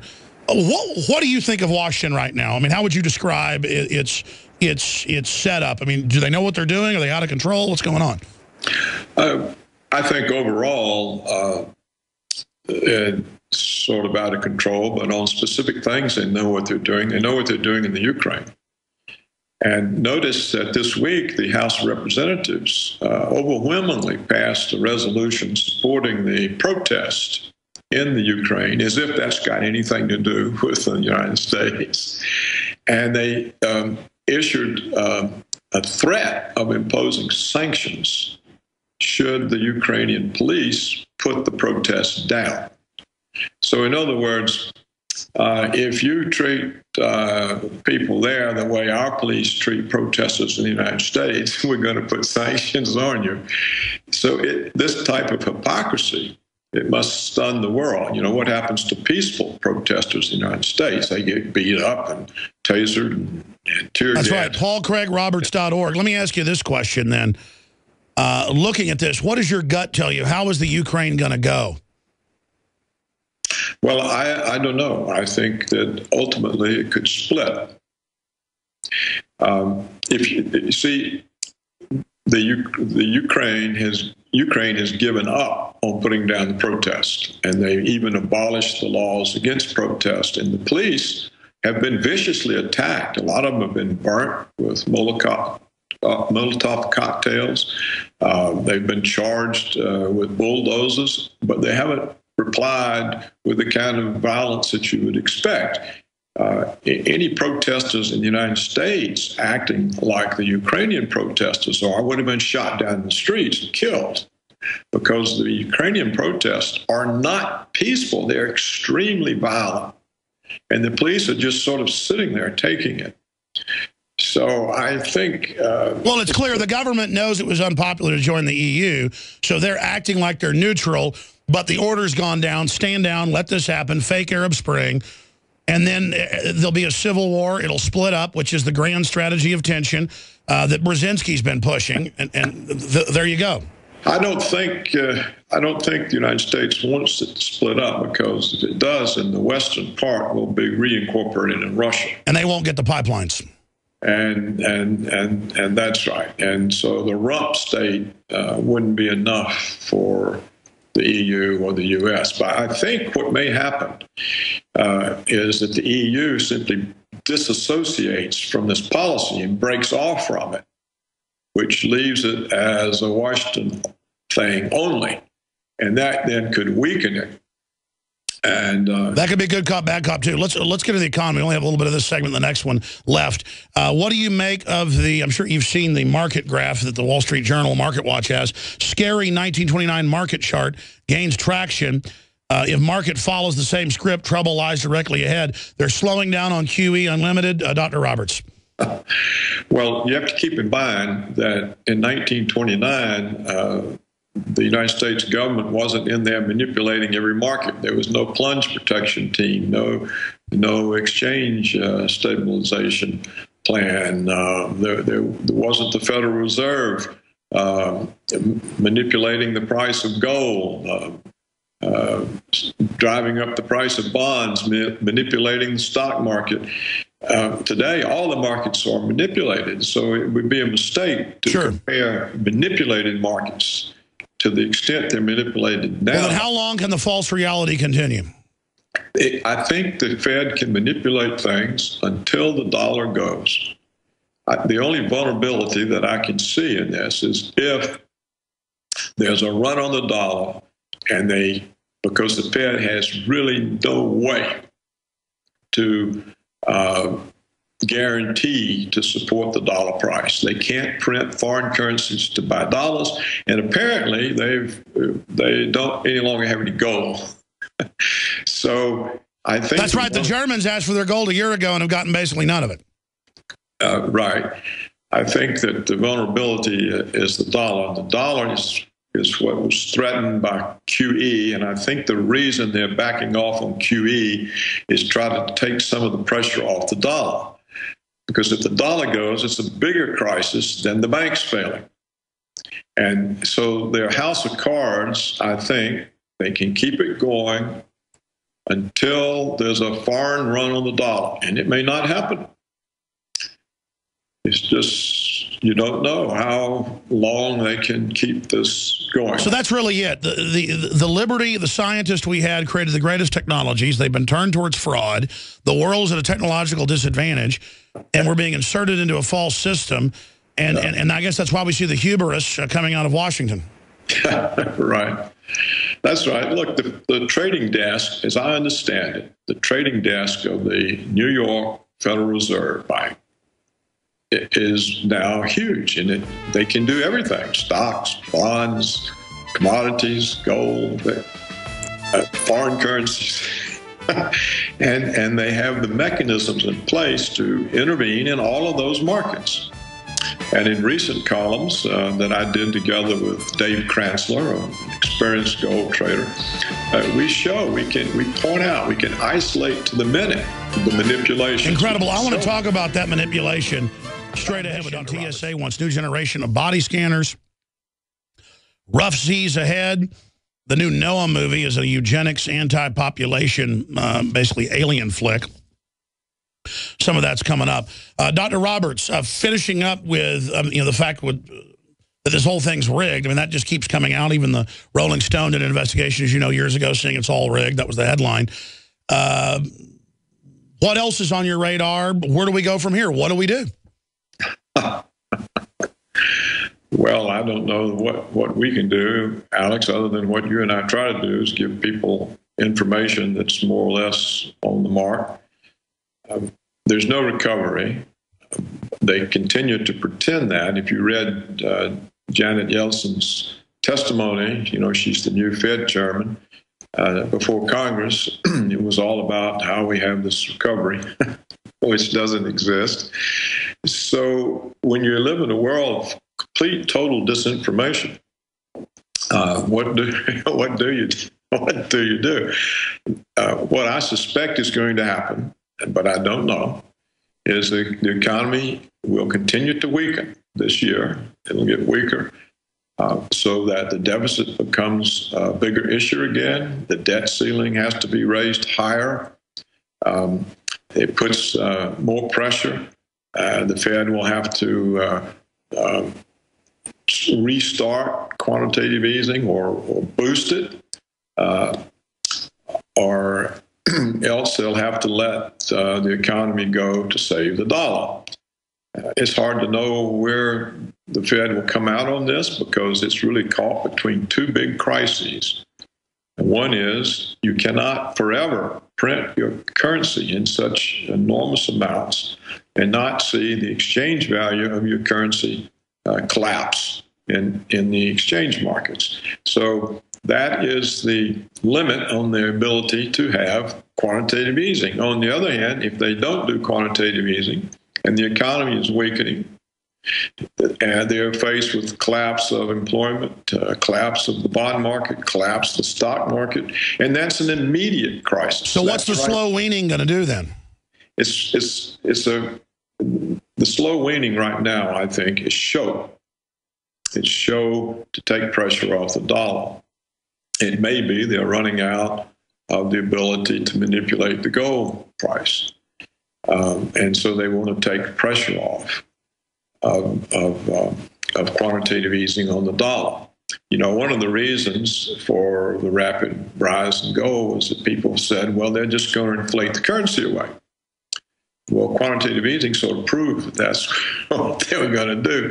So if they back off from it, it sort of quiets down the fears about the dollar being overproduced. I just don't think they have a good long-term plan for their economic situation. Well, that's evident by the police state Europe, absolutely. Right. And we also don't know whether they may be caught off guard by what happens in the Ukraine. Now Kerry, the Secretary of State, is threatening France with sanctions. Crazy. Because French companies are going over to see about doing business with the Iranians because it looks like the sanctions are going to be removed. And so Kerry is threatening France. But when you start threatening your own NATO allies, you don't know what the result is. We know that the German government is very upset with Washington. They can't get its goal. They're spied on.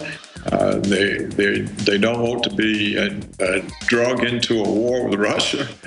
They're very uneasy about all this Ukraine business. How does it benefit them to have the Russians? It's simply deteriorating, and we'll get you back up in a month if you can do it to give us an update. Thank you so much, sir, for the time. Globalists have created a fraudulent economy where they can pick the winners and the losers and can insider trade in every economy, every market, and shut down their competition. It's unbelievable. But fraud destroys overall productivity and wealth, and they can't paper over it forever. They're going to try to paper it over it with secret police, black uniforms, armored vehicles, drones. It's not going to work. And I suggest the path of prosperity and renaissance. Let's go to your phone calls ahead of Gerald Celente joining us. I appreciate Jonathan in Georgia holding. Jonathan, you're on the air worldwide. Then Joseph, Reese, and others. Hey, Alex, how are you doing? Good, sir. Thank you for calling. Good.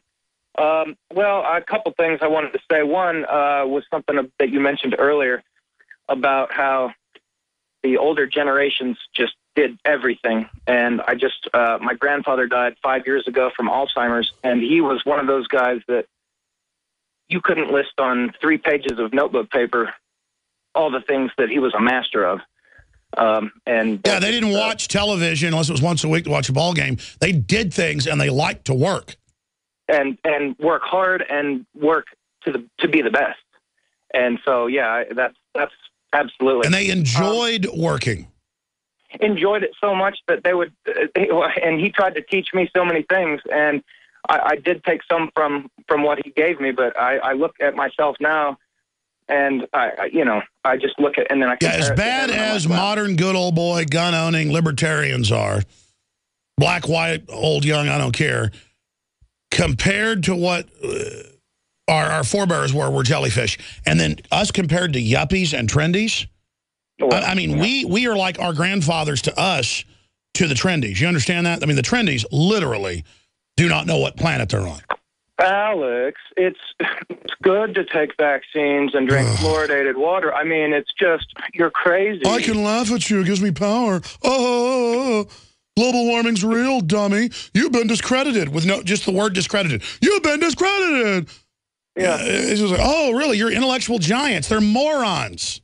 Go ahead. Yeah, well, because they wear different colored socks and the handlebar mustache. I guess that says it all. Plus their tattoos that are just so cool. Look at me. Well, I mean, I'm not against people. They want to have a beard or a mustache or tattoos or whatever, because there's some people that are really cool and our listeners are like that. The point is, we all know the type that are big government supporters, and they think they're so cool because they're conforming to what's on television. You're a total chump. Be yourself, you moron. But they've been raised since birth watching TV, so they don't have a self. You understand that? They think it's weird, okay, that we've got testosterone and that we like women and that we like fast cars and we are the weirdos of them. You understand that? They call us gorillas. Well, one thing, a real quick, obviously not a paid plug, but the Nation Iodine is unbelievable. It really does supercharge you. And I'm it's no joke. That's why we only got 3 products. We have one food product, the coffee that's so good at InfoWarsLife.com, but we only have 3 products now in like 6-8 months because we just keep battling and battling and battling to try to get the very best. And it's almost impossible to get totally pure, totally clean, organic, and put out everything we want to. It's just, and so I may just be honest when we come up with stuff and say, this is the cleanest we can find. Anybody that says they're cleaner than us, and I'm not in competition, it's just they're full of it. I mean, it is really hard in this world to bring people stuff that's not contaminated. Go ahead. Yeah, just real quick, and then I'll let you get to someone else. But just a modicum of criticism is, every time you bring up the devil or God, and then you always kind of justify it with, well, even if it doesn't exist, and you believe that it exists. I know you do because I've listened to you long enough. I don't believe it. I know it, buddy. Well, then, okay, well, then stop. Oh, here it comes, the crystal vision. Keep my vision to myself. Yeah, well, just stop placating to the people that don't. I mean, because half the stuff you've said over the course of your 18 years, people didn't believe. No, listen, you're missing what I'm saying, but I think it's important that I quantify it. As we go to Gerald Celente, I'm gonna explain where I stand on the other side. Stay with us. You can put out whatever ugliness you want, but on average, people resonate with what's beautiful. They wanted us to see no difference between something ugly and something beautiful. That's why Gerald Celente talks about you start by dressing nice, having respect for yourself, turning off your television more, talking to your neighbors, buying local. He's going to cover the waterfront with us on war and the economy and this 1929 chart. The Wall Street Journal's reporting on so much. But I don't do pre-interviews with folks like Gerald Celente. I'm going to ask him in a moment what he wants to cover first. We had a caller earlier. Emma's just spent a few minutes on this and go to Gerald, the last caller, and he said, look, I got a beef. You talk about how the elite are into the occult, how the elite are into Satanism because it's all about them and dominating others and pure power. But then you say, even if there isn't a devil or a God, humans in this archetype, a.k.a. Joseph Campbell, a.k.a. Carl Jung, the psychology, are manifesting it, and cultures manifest the same tyrannies over and over again. You have the rise of Greece city-states and then decline, same decadence. The rise of the Roman Republic, incredible moral science, honorable people, become corrupt, degenerate again, and collapse. The same cycle. And they always get into the same behavior. Aztecs, Mayans, African tribes, human sacrifice, dominance, serial killer type sadists get in control and set up systems where people submit to them. And the whole world becomes a system based on the likes and dislikes and the palate, the taste of the worst people in society. All that evil men and tyrants need to flourish is that good men and women do nothing. So I am a Christian, raised a Christian, and I believe in the teachings of Christ, and I personally have had spiritual experiences that are private. But I don't put people down who don't believe it or who question it because of the corrupt churches and the whole system. I don't judge them as bad as the state-run religion is in this country across the board. Not just Christianity. They've infiltrated all the groups, the Muslims, the Hindus. The atheists have kind of become the Democratic type, a government-worshiping group. We've had famous atheists on who actually agree with that, like Stefan Molyneux. He says, no, it's true. They just get rid of God and then worship the state. That's why you say you have God-given rights, because that's above the state. So if you don't believe in God, but in the system of God-given rights, you're a humanist. You are on top, not the state. So my issue is the system wants to get rid of the real teachings of Christ. I believe in God. I know it's real, but I don't get mad at Jesse Ventura, who's my friend, who doesn't believe in it. I don't get mad at people.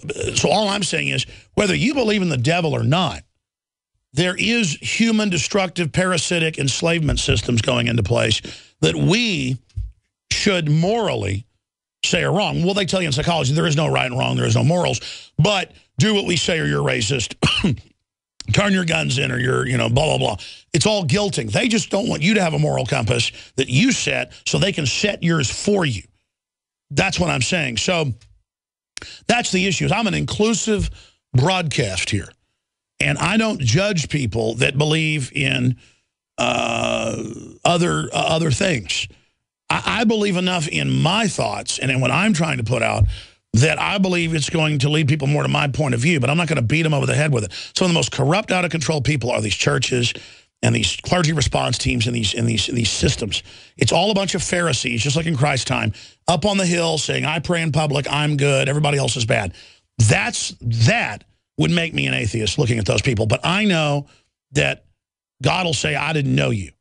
And you can call it, then we're going to Gerald Celente. Martin Luther King talked about the universe bends towards justice. Whatever, there is justice, there is right and wrong. I know you got so much, Gerald, and I appreciate you coming on when you already came on just a few weeks ago, but back by popular demand, trendsresearch.com, trendsjournal.com, and I want to get into all the latest trends. Things are really moving quick. We appreciate the update. But you just heard this topic I introduced, kind of a curveball here. What is your view on what I just said? I agree with you 100%. You believe what you believe in. You don't tell anybody else what they should believe in, and you live by it. And that's really all it's about. And the people that proselytize, you know, that's their own trip. And they shouldn't throw it on anybody else. And it's, you know, only speaking for myself, because you know the motto of the Trends Journal, think for yourself.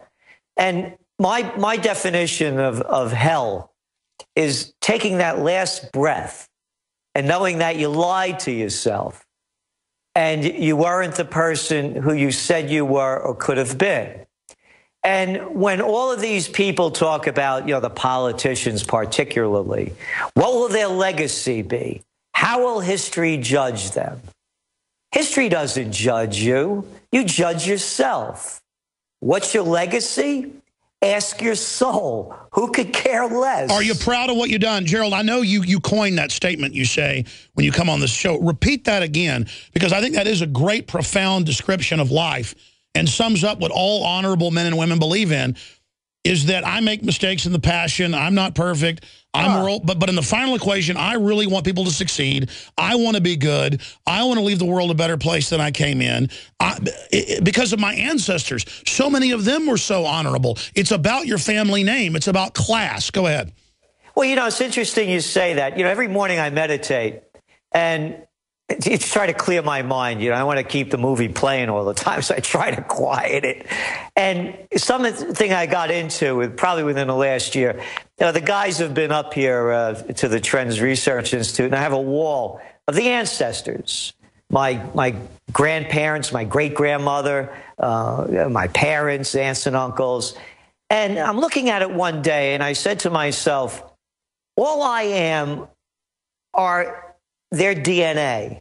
I didn't get here on my own. This isn't my, I mean, I just didn't pop out of there, you know. It's all of this DNA. So I've got into the custom of every day and continually thinking throughout the day of thanking them for all that they've given me and all that they've taught me. Because all I am, as I see it, again, not speaking for anyone, is parts of them and a respect for the elders. For all I remember my father, man, so rest in peace, I'd be complaining about something. And he said, you know, you're always, you know, bitching and moaning about something. He said, I'm going to tell you something. I do 100 times more for you than my dad did for me. And it was true. And they came here as immigrants. They lost everything. They were upstate New York. They came as farmers, and they got wiped out in floods. And, you know, they had to separate the kids, and they grew up with aunts and uncles, you know. So I appreciate, and now as I become an adult, I understand more and more what they did give me. And as you mentioned, I'm not close to the guy that I was when I was in my, you know, growing up. Yeah, I look back at the things that I did. Oh, my God, I did that, you know. So to me, it's about leaving this life on a high note. And the high note is simply being true to yourself. You know the truth within. Everybody does. Everybody knows it. You could BS all you want. Man, when the lights go out and if you have time to think of that last thought, you're going to know what truth or lies are. And that's it. And it's an inside job to change the world and fix it. We've got to change it one person at a time. And we've got to have respect for ourselves, as you've said, Gerald. Finish up with talking about having respect for yourself. And then I want to come back and get into all the war news and economic news with you. Well, you know, it's dignity and respect takes a lot of levels to it. You know, I go out, every time I go out, you know, I look around and I can't believe what the people have come to look like. And it's a reflection on, you know, who they are and what they become, what they eat, what they think, what they watch. But it really goes much deeper than that as I think about it. And again, this is only the way I see it. It's about dignity, courage, and self-respect. Because when you have those elements, you don't take anybody else's baloney. You don't. If you look up to your political leader, as I see it, you're looking down to yourself. So why would anybody want to do that? So, yeah, you know, it's like the headlines. All of a sudden, this is big news. This is today's New York Times. The world's going to crap, right? We got all these problems going on. Front page story. Before coming out, a hard time coming up. And this is about this Michael Sam who announced that he's gay. What the hell do I care? The gays have been out of the closet now for how long? I got loads of gay friends. Who cares? And then I hear Michelle Obama say that this should be an inspiration to us. Hey, man, that's his trip. I don't care who he's with, who's doing what to who. That's not my business. I don't care. And number two, it's not an inspiration for me. It's his trip. And number three, Michelle, or do I have to call her Her Highness? Oh, I'm sick of them making her a movie star and all these other politicians and Hillary. Like you said, politics is show business for ugly people. I'm sick of them. Well, not only that, I say Her Highness because we heard Obama say basically it's good to be king. You know, I could do anything that I want. I saw it on your website. And by the way, great article by Kurt Nemo on what's going on in Ukraine, and I'd like to talk about that later. But when I say, you know, these people, then the hypocrisy after her making all the news about how great this is, and again, you do it. I agree. I mean, is Obama auditioning for a Mel Brooks movie to say it's good for be king, and they're like catapulting people? Yeah. Now the thing is, in 2008. He said he was against gay marriages. How's that for hypocrisy? It's all just politics. It's a bunch of people that have no rudder. They don't stand for anything. And more in my life, even I disagree with somebody, if they're consistent, I admire it. Because, I mean, you got to have consistency. We'll be right back with Gerald Celente to get into all this and more. Ukraine, the economy. Gerald, going back to you in the short segment, long segment coming up. Obviously, the craziness is getting out of control. And I want to get into Ukraine, the economy, all of it. But stuff's so crazy now, I can't even believe it. And if I'm becoming almost passé on so many fronts, but then no one gets in trouble. The fake bin Laden raids, Cy Hirsch exposes it. The stock market rigged for insiders, everything rigged. The government funding Al-Qaeda, the scams, the TSA, whistleblowers, that it's all a fraud. They're making fun of everybody's genitals, ripping diapers off cancer patients. I mean, this is like we've let crazy people run things. This happens in history. How mad will we get before something changes? I mean, will it be Caligula marrying his horse, Nero, you know, dressing up like a vampire, eating kids on the White House lawn? I mean, how far is this going to go before it implodes? You know, I don't know. And I'm wondering where the people are. How come they're not standing up and speaking out? And I just keep thinking, you know, and people say to me, well, you know, we've been dumbed down. Yeah, fine, we've been dumbed down. But, you know, look what happened over there in World War II. I mean, the Germans weren't dumbed down. In the 1930s, they were at the height of Western civilization, culturally, philosophically. Exactly. The greatest pinnacle to that time was Germany. You're right. Yeah. So it's not a dumbing down process. It's something greater than that. And I don't know what it is, but I can see where this is going. You know, look what they did with this Olympics. I mean, here, you know what this is? No. It's a toothpaste bar. Oh, yeah. It's a You never saw one before? Oh. Yes.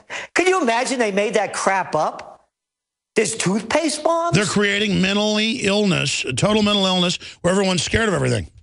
Exactly. And what they did is the Americans said, if you get on their planes going to Sochi, watch out for them toothpaste bombs. And all the major media repeated it. And you're talking about sick people? Only a psychotic person could make up something like a toothpaste bomb. Well, statistically, it's more dangerous to drive to work, even if terror attacks are real. We stop being cowards. Americans never, I'm going to give up all my rights because somebody might kill somebody sometime. I mean, it's ridiculous. I know. But but to go back onto your question, they come out with the most ludicrous crap, and people believe it. Now, when they're going to go out with Tampax missiles next, I mean, anything, they'll make it up, and the people keep buying it. So I don't know what's going on and why. And it goes back to the beginning of what we're talking about: courage, dignity, and respect. And until people get, and it's the products that you sell, everything that you have that you're offering to the people are going to help them physically, emotionally, and mentally. And those are the ways to me, you have to build yourself, because when you do, you see right through this stuff. Who could believe this? Who could believe what they're telling us? And it's one lie after. Well, it's like you said about Obama. We've got that clip where 2 days ago with the French president, knowing the cameras were on him, saying, I can do whatever I want as president. It's good to be king. He joins Mel Brooks. Here it is. Well, we're breaking protocol here. I didn't go into the front. That's all right. That's a good thing about being president. I can do whatever I want. Obviously, Gerald, the establishment wants to set the precedent where we have a unitary executive. What do you make of all the power grabbing we're seeing? Well, you've heard me say this when the panic of '08 began. It's the merger of state and corporate powers. It's called fascism. And if anybody doesn't believe it, look at the way they treat us. Again, we're going to be talking about what's going on in Ukraine later. But all of these people complaining that, they bug the phones over there. Look what they're doing to us. They're listening to everything that we're doing. They're watching us. I don't need some cat in a black robe with a bad attitude calling himself judge to interpret the Fourth Amendment for me. How dare them bug the U.S. ambassador who's trying to overthrow their country? I mean, it's incredible. There's total spying. You're supposed to spy on foreign agents in your country. You're not supposed to spy on the general public. Go ahead. No, and then when you read the comments coming from other people in the EU complaining about it, and they say things like, how dare that they spy on high-level diplomats. Yeah, you don't spy on them, just spy on us. We're just the stupid people. Well, stay there. I want to go to Ukraine. What else do you want to cover when we come back? I'm going to give you the floor, Gerald Celente. Oh, the economy. Yellen. And other trends and where you see it going, and then some phone calls. We'll be right back with Gerald Celente, trendsresearch.com, trendsjournal.com. Our sites are prisonplanet.com and infowars.com. Follow us on Twitter at @RealAlexJones. Now, by the way, that's top bankers. I was doing some math last week on this, searching. I found like 20 bankers in the EU, England, and the U.S. that are very mysteriously falling into the water, being found dead in parking lots, shooting themselves in the heads, jumping off high-rises. Some fear spate of deaths linked to imminent financial crisis. This is very suspicious because these are all like super high level, but still comptrollers above the highest level. Looks to me like they're getting rid of where the bodies are buried ahead of something. And, of course, the criminal investigations of J.P. Morgan and the fines they and others have been paying their chicken feed. Gerald, you've always got your ear to the ground. You're a big consultant to Washington chemical companies, you name it. I know you've been following this. How does this tie into everything? What does your nose tell you is going on here? Well, when you look at the real numbers, you've had just in January, you had an outflow of probably about $12 billion out of the, or much more, out of the emerging markets. I mean, probably a trillion. Yeah, that's what's happening in Turkey, all over the place. Yeah, as a matter of fact, in Kazakhstan yesterday, they just devalued the currency by 20%. And you don't have to be a trend forecaster or a mathematician or an economist to figure this out. Quantify that. There's a race to devalue worldwide. Yeah, what happens is that all of the stimulus pushed a lot of hot money into these emerging markets. It's called a carry trade. You borrow it real cheap, you bring it to another place where you're going to get a lot more for it. It's as simple as that. Now, with the tapering, that money's flowing out. But when the money flowed in, it built the economies of places like Turkey, like Brazil, like South Africa. It kept pumping up all of India. So now, as the money flows out, what they're trying to do, because their currencies are crashing, is they're raising interest rates to protect their currency. Brilliant. Now, let me get this straight. Your economy's going down. It's getting worse. Your currency's being devalued. And to save that currency, now you're going to raise interest rates to make it even more expensive to borrow. Brilliant. That'll really help the economy go way down, because that's what's happening. So now, as I mentioned, they're either devaluing or raising their interest rates. The net result is the same. Recessions turn into depressions.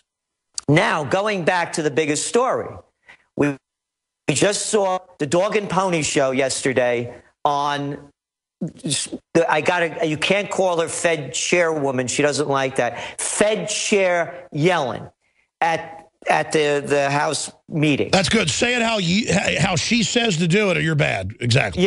Yeah. So, well, we'd call it in Italian faccia brut, but we won't say that. I could call you that. But anyway, she went on. Let me set the scene. The markets are crashing a week and a half ago, all over. The Dow, all over the world, the Asian markets, the DAX in Europe, all of them are going way, way down every day, every day, every day. Everyone's waiting for Friday. Now, this is a fact. Everyone was waiting for Friday to see what the job numbers would be. So the job numbers come out. The consensus on Wall Street, we're going to have 189,000 new jobs. And they got this guy over there, this shill that they're always quoting in all the newspapers everywhere, this Mark Zandi. He was up to 170,000. He comes in, the numbers come in, they're 113,000. The estimate on the street's 189,000. Zandi said when the December numbers came out at 74,000, and anybody could look it up. You could Google it up on CNBC back in December. Numbers come out. These numbers, no, they're wrong. They're wrong. They're going to be readjusted. I pay no attention. They ask them, how much is the December number going to be pushed up? Oh, 200K. Okay, 200,000. So now, remember, going back to last Friday, now they readjust the December numbers. December numbers come out, they readjust them. It went from 74,000 to 75,000. Now, you look at the market, boom. When the numbers came out at 8:30, the expectations were for the market, the pre-market opening, to be down. The market opens up, and on the good news of lousy job numbers, the market pumps up and follows through a little bit on Monday. And then Yellen comes out, Yellen bloody murder, and she says that they're going to keep doing the tapering, but if things get bad, there'll be some quantitative easing. The markets shoot up more. On what? Not on the fundamentals, because here's the big lie, or I should say cover-up, that the Fed chair said. She makes a point of saying how great the number dropped from the high unemployment rate of over 10% down now to approaching 6.5. What she failed to acknowledge in all of this BS that no one called her out on was, hey, Miss Fed Chair, the reason the number went so low is because of all those people that what they do now in the USSA is once you're unemployed, once you're no longer getting benefits, once you can't find a job, you're not counted as unemployed anymore. That's why the number went down. So now, today, the markets are down, what, about 30 points as we're speaking, 36 points. There's nothing to drive the markets up. There's only pressure to drive them down. Now let's look at gold. Since the beginning of the year, gold has been steadily increasing all of the time, and now it's approaching the 1,300 mark. Now, I want to make this clear. You made it real clear when you said the markets were rigged. And what I'm leading up to is that we know the Forex market is rigged. That's the market which trades currencies. I'm not making it up. It's a fact. At the point of, by the way, they're trading each day $5.3 trillion. Well, look at LIBOR. It just goes on and on. LIBOR now, here's some of that guy, Jim Cramer, that's always on CNBC. This was reported on Yahoo yesterday. Here's the headline, so everyone knows that I'm not making it up. Jim Cramer, yes, the market is rigged. Yes, the market is rigged. There's no doubt about it. So when I say gold is going up and the market is rigged, it is not in the best interests of the central banks that are pumping out this cheap dough to see gold prices go up. At the same time, if you go to People's Daily yesterday out of China, the report is that gold consumption in China from 2012 to 2013 increased 41%.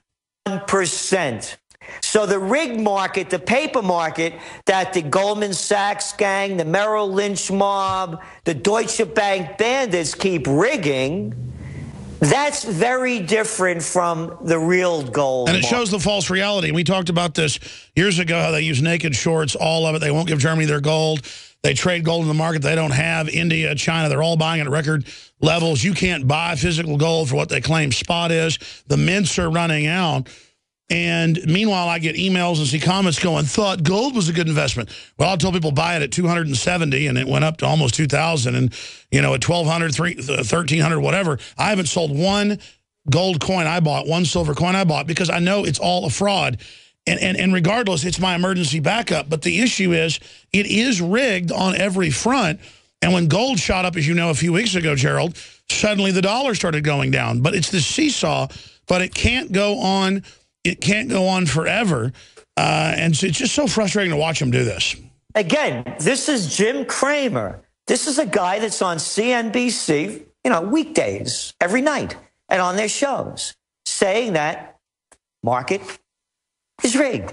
Well, it's like people saying to you, Gerald, nothing ever collapsed. You were wrong. When by every real metric, they're rigging all the jobless numbers, the unemployment numbers. We're in a depression in most sectors of the economy. It's worldwide. They got like 30, 40, 50% unemployment in areas of Europe. I mean, they're doing 100% taxes in France to pay the bills. The world is going over the edge. There's riots worldwide, food riots, inflation worldwide. And they're going, no, none of that's happening. There was no collapse. Well, we're just like collapsing down to different levels and different strata towards the bottom, but undoubtedly it's happening. And then people say, Alex, where's the martial law? Well, naked body scanners, checkpoints, NSA spying, arresting people that demonstrate, Obama saying he's above the law, he's good at killing people, no-bid contracts, funding al-Qaeda. I mean, we are in a fascist system by degree, and people keep saying, well, nobody's kicked my door down. No, they just made you go from 40 hours to 30 hours under Obamacare, and you're going bankrupt. I mean, they just don't get it. That we're trying to hold back the takeover, and we've been somewhat successful, and we're here trying to hold the gate up, and they're going, there's no enemy behind that gate, as you know, arrows shoot over the parapet at us. Again, you know, it's what we have right now, to me, is very reminiscent of prior to World War I. You have a lot of inept, incompetent sociopaths and psychopaths, whether they're in government or the military, that are leading the people to destruction over nothing. And, you know, going back to the jobs. Here, Home Depot plans 80,000 new hirees. Amazon, 2,500 new workers. Okay, Home Depot, 80,000, right? Once upon a time, in America, there were these things called hardware stores, and you could own one. You had one on your block, in your neighborhood, in your village, in your town. If you lived in a city, they were all over the place, owned by individuals. Now it's controlled by the multinational. 80,000 slave-landia jobs. Oh, wow. But it's worse than that, as you know. They cut most people from 40 to 20 hours, not just 30, and then they went out and hired other people, so it's all part-time like Walmart now, because they said we want to keep our workers at the level to get welfare to supplement their job here. Walmart's on record, so that's not 80,000 new jobs. Exactly. And then you have Amazon, so all you young boys and girls out there that want to get a college degree, a BA or a BS, you could get one in packing and shipping, because those are the kind of jobs. Except they're putting robots in now to replace them. Now, this is from CNBC today, just to show you how far out of touch everybody is. This is the headline. Luxury CEO, the poor should stop whining. Now, this is from Bud Cohnheim, who is the head of Nicole Miller, which is a luxury fashion product. They sell luxury fashion shop. He said, we've got a country that the poverty level is wealth in 99% of the rest of the world. So we're talking about woe is me, woe is us, woe is this. The guy that's making, oh my God, he's making $35,000 a year. Why don't we try that out in India or some countries we can't even name? China, any place. The guy is wealthy. That's how out of touch they are. Yeah, their new argument is, but the cost of living here is a lot more, 10, 20, 30 times what it is in Africa or India. This is a guy that's... No, that's the new thing. No, I saw an article last week in AP. The new rich make $4 a day. The new middle class. Gerald, in fact, that's my next piece. And I don't mean to do this. It's horrible, but I'm skipping the network break because I promised to go to calls, but I've got to play this for you because I want you to hear this Leanne McAdoo report from InfoWars Nightly News. And this aired last night, or actually, I guess on Tuesday night. No, it was on Monday night. And this is the new austerity. At Whole Foods, they have the magazines. Everywhere it's like, be a hobo, be poor, don't have a job, don't take a bath. Live in a garbage can. You've got the Agenda 21 professor, that's his department at UT, the learned helplessness, artificial scarcity thing, saying we all need to learn to live in 200-square-foot apartments so you can pay more in taxes to the political class. That's their plan, is make us so poor so they get more. Obama tells Africans you can't have air conditioning or a car ever, but he's got a fleet of jets. It's literally their plan to make us poor and controlled, and she went out to do a report on this. So you talk about raise the quality, demand more quality? No, this is about, lower quality is good, but only for us. Talk about a mind game. Here is her report. I want to get your take on it, Gerald, then phone calls. Talk about trashing the American dream. A Texas professor is going to be living inside of a dumpster for the next year. Dr. Jeff Wilson moved into his new digs on Tuesday in an experiment designed to show students and the world that humans can live on a smaller scale and lessen our environmental footprint. Outfitting the tiny space is step one in this trash can challenge, and the goal is to design the dumpster to be as energy efficient as possible with solar panels and an energy-producing toilet. Wilson jokes he's part of the 1%, saying his space is 1% the living space of the average American home, using just 1% the water, energy, and waste. Professor Dumpster, as he's lovingly referred to by his students, says the idea here is to ultimately show one can have a pretty good life in a dumpster. Oh, and the dumpster diving professor says that he's going to be transforming his trashy home into a capsule hotel by the end of the year.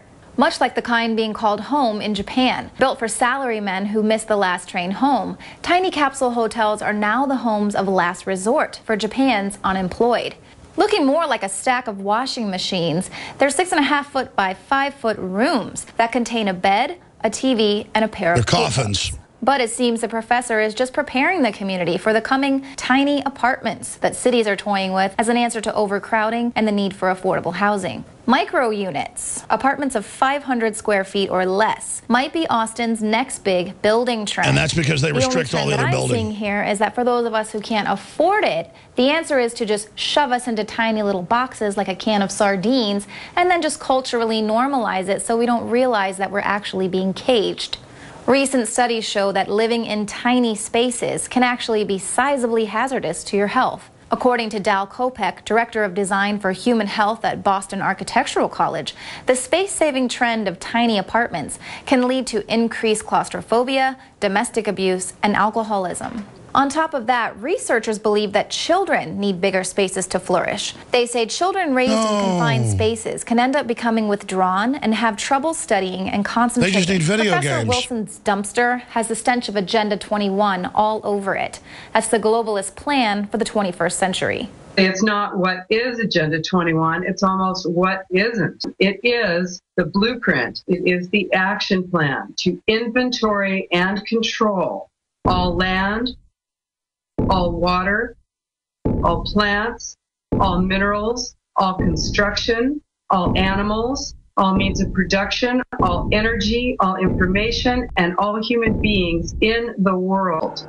It is a completely comprehensive plan. It's global, and it's implemented locally. This map, entitled The Simulated Reserve and Corridor System to Protect Biodiversity, illustrates how the UN's Agenda 21 plan would work in the United States. Under this takeover, all personal property rights would cease to exist. The majority of the map is red zoned, mandated for little to no human use. Yellow zones are buffer zones for highly regulated use. Only in the scant green areas is normal human use allowed. The tiny black dots are the dense megacities where transportation will be tightly controlled, freedom will be restricted, and people will be packed in like sardines living in tiny units no bigger than a jail cell. Wake up, America. Under Agenda 21, in the name of sustainability, we are building our own prisons for the greater good. All right, that's Leanne McAdoo's excellent report. And again, in their own documents that we've covered here, it's not that it's affordable to have something small and lowering standards. It's they're going to raise taxes to where you only get like 5% of your money. Then you go to these big things owned by Bloomberg and others who's pushing it, and you pay $10,000 a month for a 200-square-foot coffin. I mean, this is diabolical. Gerald Celente, you talk about raising the quality. 50 years ago, McDonald's started putting signs up saying, thank you, as if you were supposed to throw away your own trash. And then now everywhere's dirty. No one picks up the trash, not just McDonald's, anywhere. And it's about training us to be animals. Gerald Celente. Well, that was a great report, and the message is really terrible. I love these guys, Professor. You know, get off your trip, Jack, Professor. He's at Houston Television. One of these guys that never works a day in his life and has a tenured professor. But he has a bow tie, and he's going to tell us what to do, though. By the way, it turned out we went down and looked. He doesn't even live in it. It's all a big joke, and he admitted, I don't really stay there. So he's not even living in the dumpster to tell us how great it is. He goes and lives at his house. Yeah, again, you know, these professors, you know, profess what? And again, they could be total jerks, which a lot of them are, because just to make this clear, if the education system was working in this country, particularly for what people are paying for it, you'd think we'd be in the problems that we are. So you get a clown like this guy, again, who's never worked a day in his life and only shoots his mouth off and tells everybody what to do, what to think, and to give them money so he could never get fired because he's protected. Well, no, that's how you're going to get more money to pay his job, and the $200,000 degree is to live in a coffin while he lives in a house. Right. So, again, when you go back to what I just read, that story that broke on Bloomberg today about this guy from Nicole Miller saying that if you're making $35,000 a year, stop complaining. You could be living in China, and if you were making that kind of money, you'd be rich. This guy, you know, this guy should be brought up for some mental... Oh, yeah, if you want prosperity, you're evil. It's so sexy to be poor, except for the elite are all in red carpets and private jets. Let's talk to Reese in Texas. He has a question for Gerald Celente. Reese, thanks for holding. Go ahead, you're on the air with the Trends Forecaster. Yes, sir. I had a question about why our country pushes the petrodollar so much. Well, because that keeps the dollar in charge, Gerald. Yeah, that was a deal made by Kissinger back in the 70s when they took us off the gold standard. And that was the deal that was made. So that's why they do it with the petrodollar. That bailed out the United States. And I had one more question for you. Is there a way to get rid of debt that someone basically ripped you off? Like, basically, I recently went to Full Sail Online, and they basically stole $8,000 from me to take core classes that were completely useless. Yeah, and they're now charging me 34.57% in interest. Well, they're trying to pass laws to make you pay back student loans, but that's illegal under our Constitution. You can't have indentured servitude or debtor prisons, Gerald. We don't have any Constitution anymore. What are you talking about? No, they brought back debtor prisons in Illinois. Yeah, it is a debtor's prison. I mean, what, these kids, it's taking them 20 years to pay off their college. America is a debtor's prison now. That's what I mean. You know, so there's no Constitution anymore. And you know, I want to mention this, too, about the game being rigged. And so I'm not making this up, or you're not making it up. This is from the Wall Street Journal last Friday. Speed traders get an edge. So that shows you how these people buy information and they get like they're trading in nanoseconds to beat everybody else. And the language is very, very Orwellian. High-frequency traders have been paying to get direct access to market-moving news releases, a practice that can give firms the ability to trade fractions of a second ahead of less, here we go, fleet-footed investors. Less feet-footed investors means you suckers that think that you're getting into the game and playing it. Now, it even gets worse. That's Friday. Today, the article is traders with need for speed turn to laser beams. That's how ridiculous this is, trading in the markets. And then when you put the whole package together, who owns the companies? Well, Heinz, they were bought out by Buffett and that Brazilian group. And then you keep going down the list. All the companies in America, the big ones, many of them, aren't owned by the people or the companies or the stockholders. They're owned by private equity groups, hedge funds. It's a multinational takeover. They use derivative garbage money to buy it all. Gerald, I want to come back in 5 more minutes. I know you got to go. 5 minutes of overdrive. Gerald Celente's Trends Journal. I want to show it on screen for TV viewers right now. A global wake-up call. 10 powerful transformational trends in 2014. I got one stock market question from Jeremy, and then I want to get into those trends quickly, some of the big trends. Stay with us. Infowars.com. TrendsJournal.com is his site. Nightly news tonight, 7 o'clock Central. All right, we've got this little dessert here at the end. I'll go to Jeremy in FEMA Region 7. Was that New Mexico or something? He's got a question for Gerald Celente. Go ahead. Hey, Gerald. It's nice to talk to you on air. Go ahead. What's your question? Thank you. I was wondering, there was a gentleman that posted a thing about the scary parallel between the market crash of 29 and the current period. And this guy from the Atlantic, he wrote basically an argument saying that, this is nothing to worry about. And Matthew O'Brien, he's basically saying, you can't worry about these parallels because you got to worry about the double y-axis. Is that really, is it something, you've been talking about it forever, that they're just propping the whole system up. Well, yeah, that's what we had a guest on, Paul Craig Roberts, earlier. It's the same thing. It's rigged, but it still will end up imploding. Gerald? Yeah, no, Dr. Paul Craig Roberts, he's a contributor to the Trends Journal. He knows his stuff. Guy was the assistant treasury secretary under Reagan, and he's one of the, he's a real straight deal, this guy. He could have sold out like the rest of them, but, he's just interested in the truth, and he has the well-based knowledge of being on the inside and knowing what it is.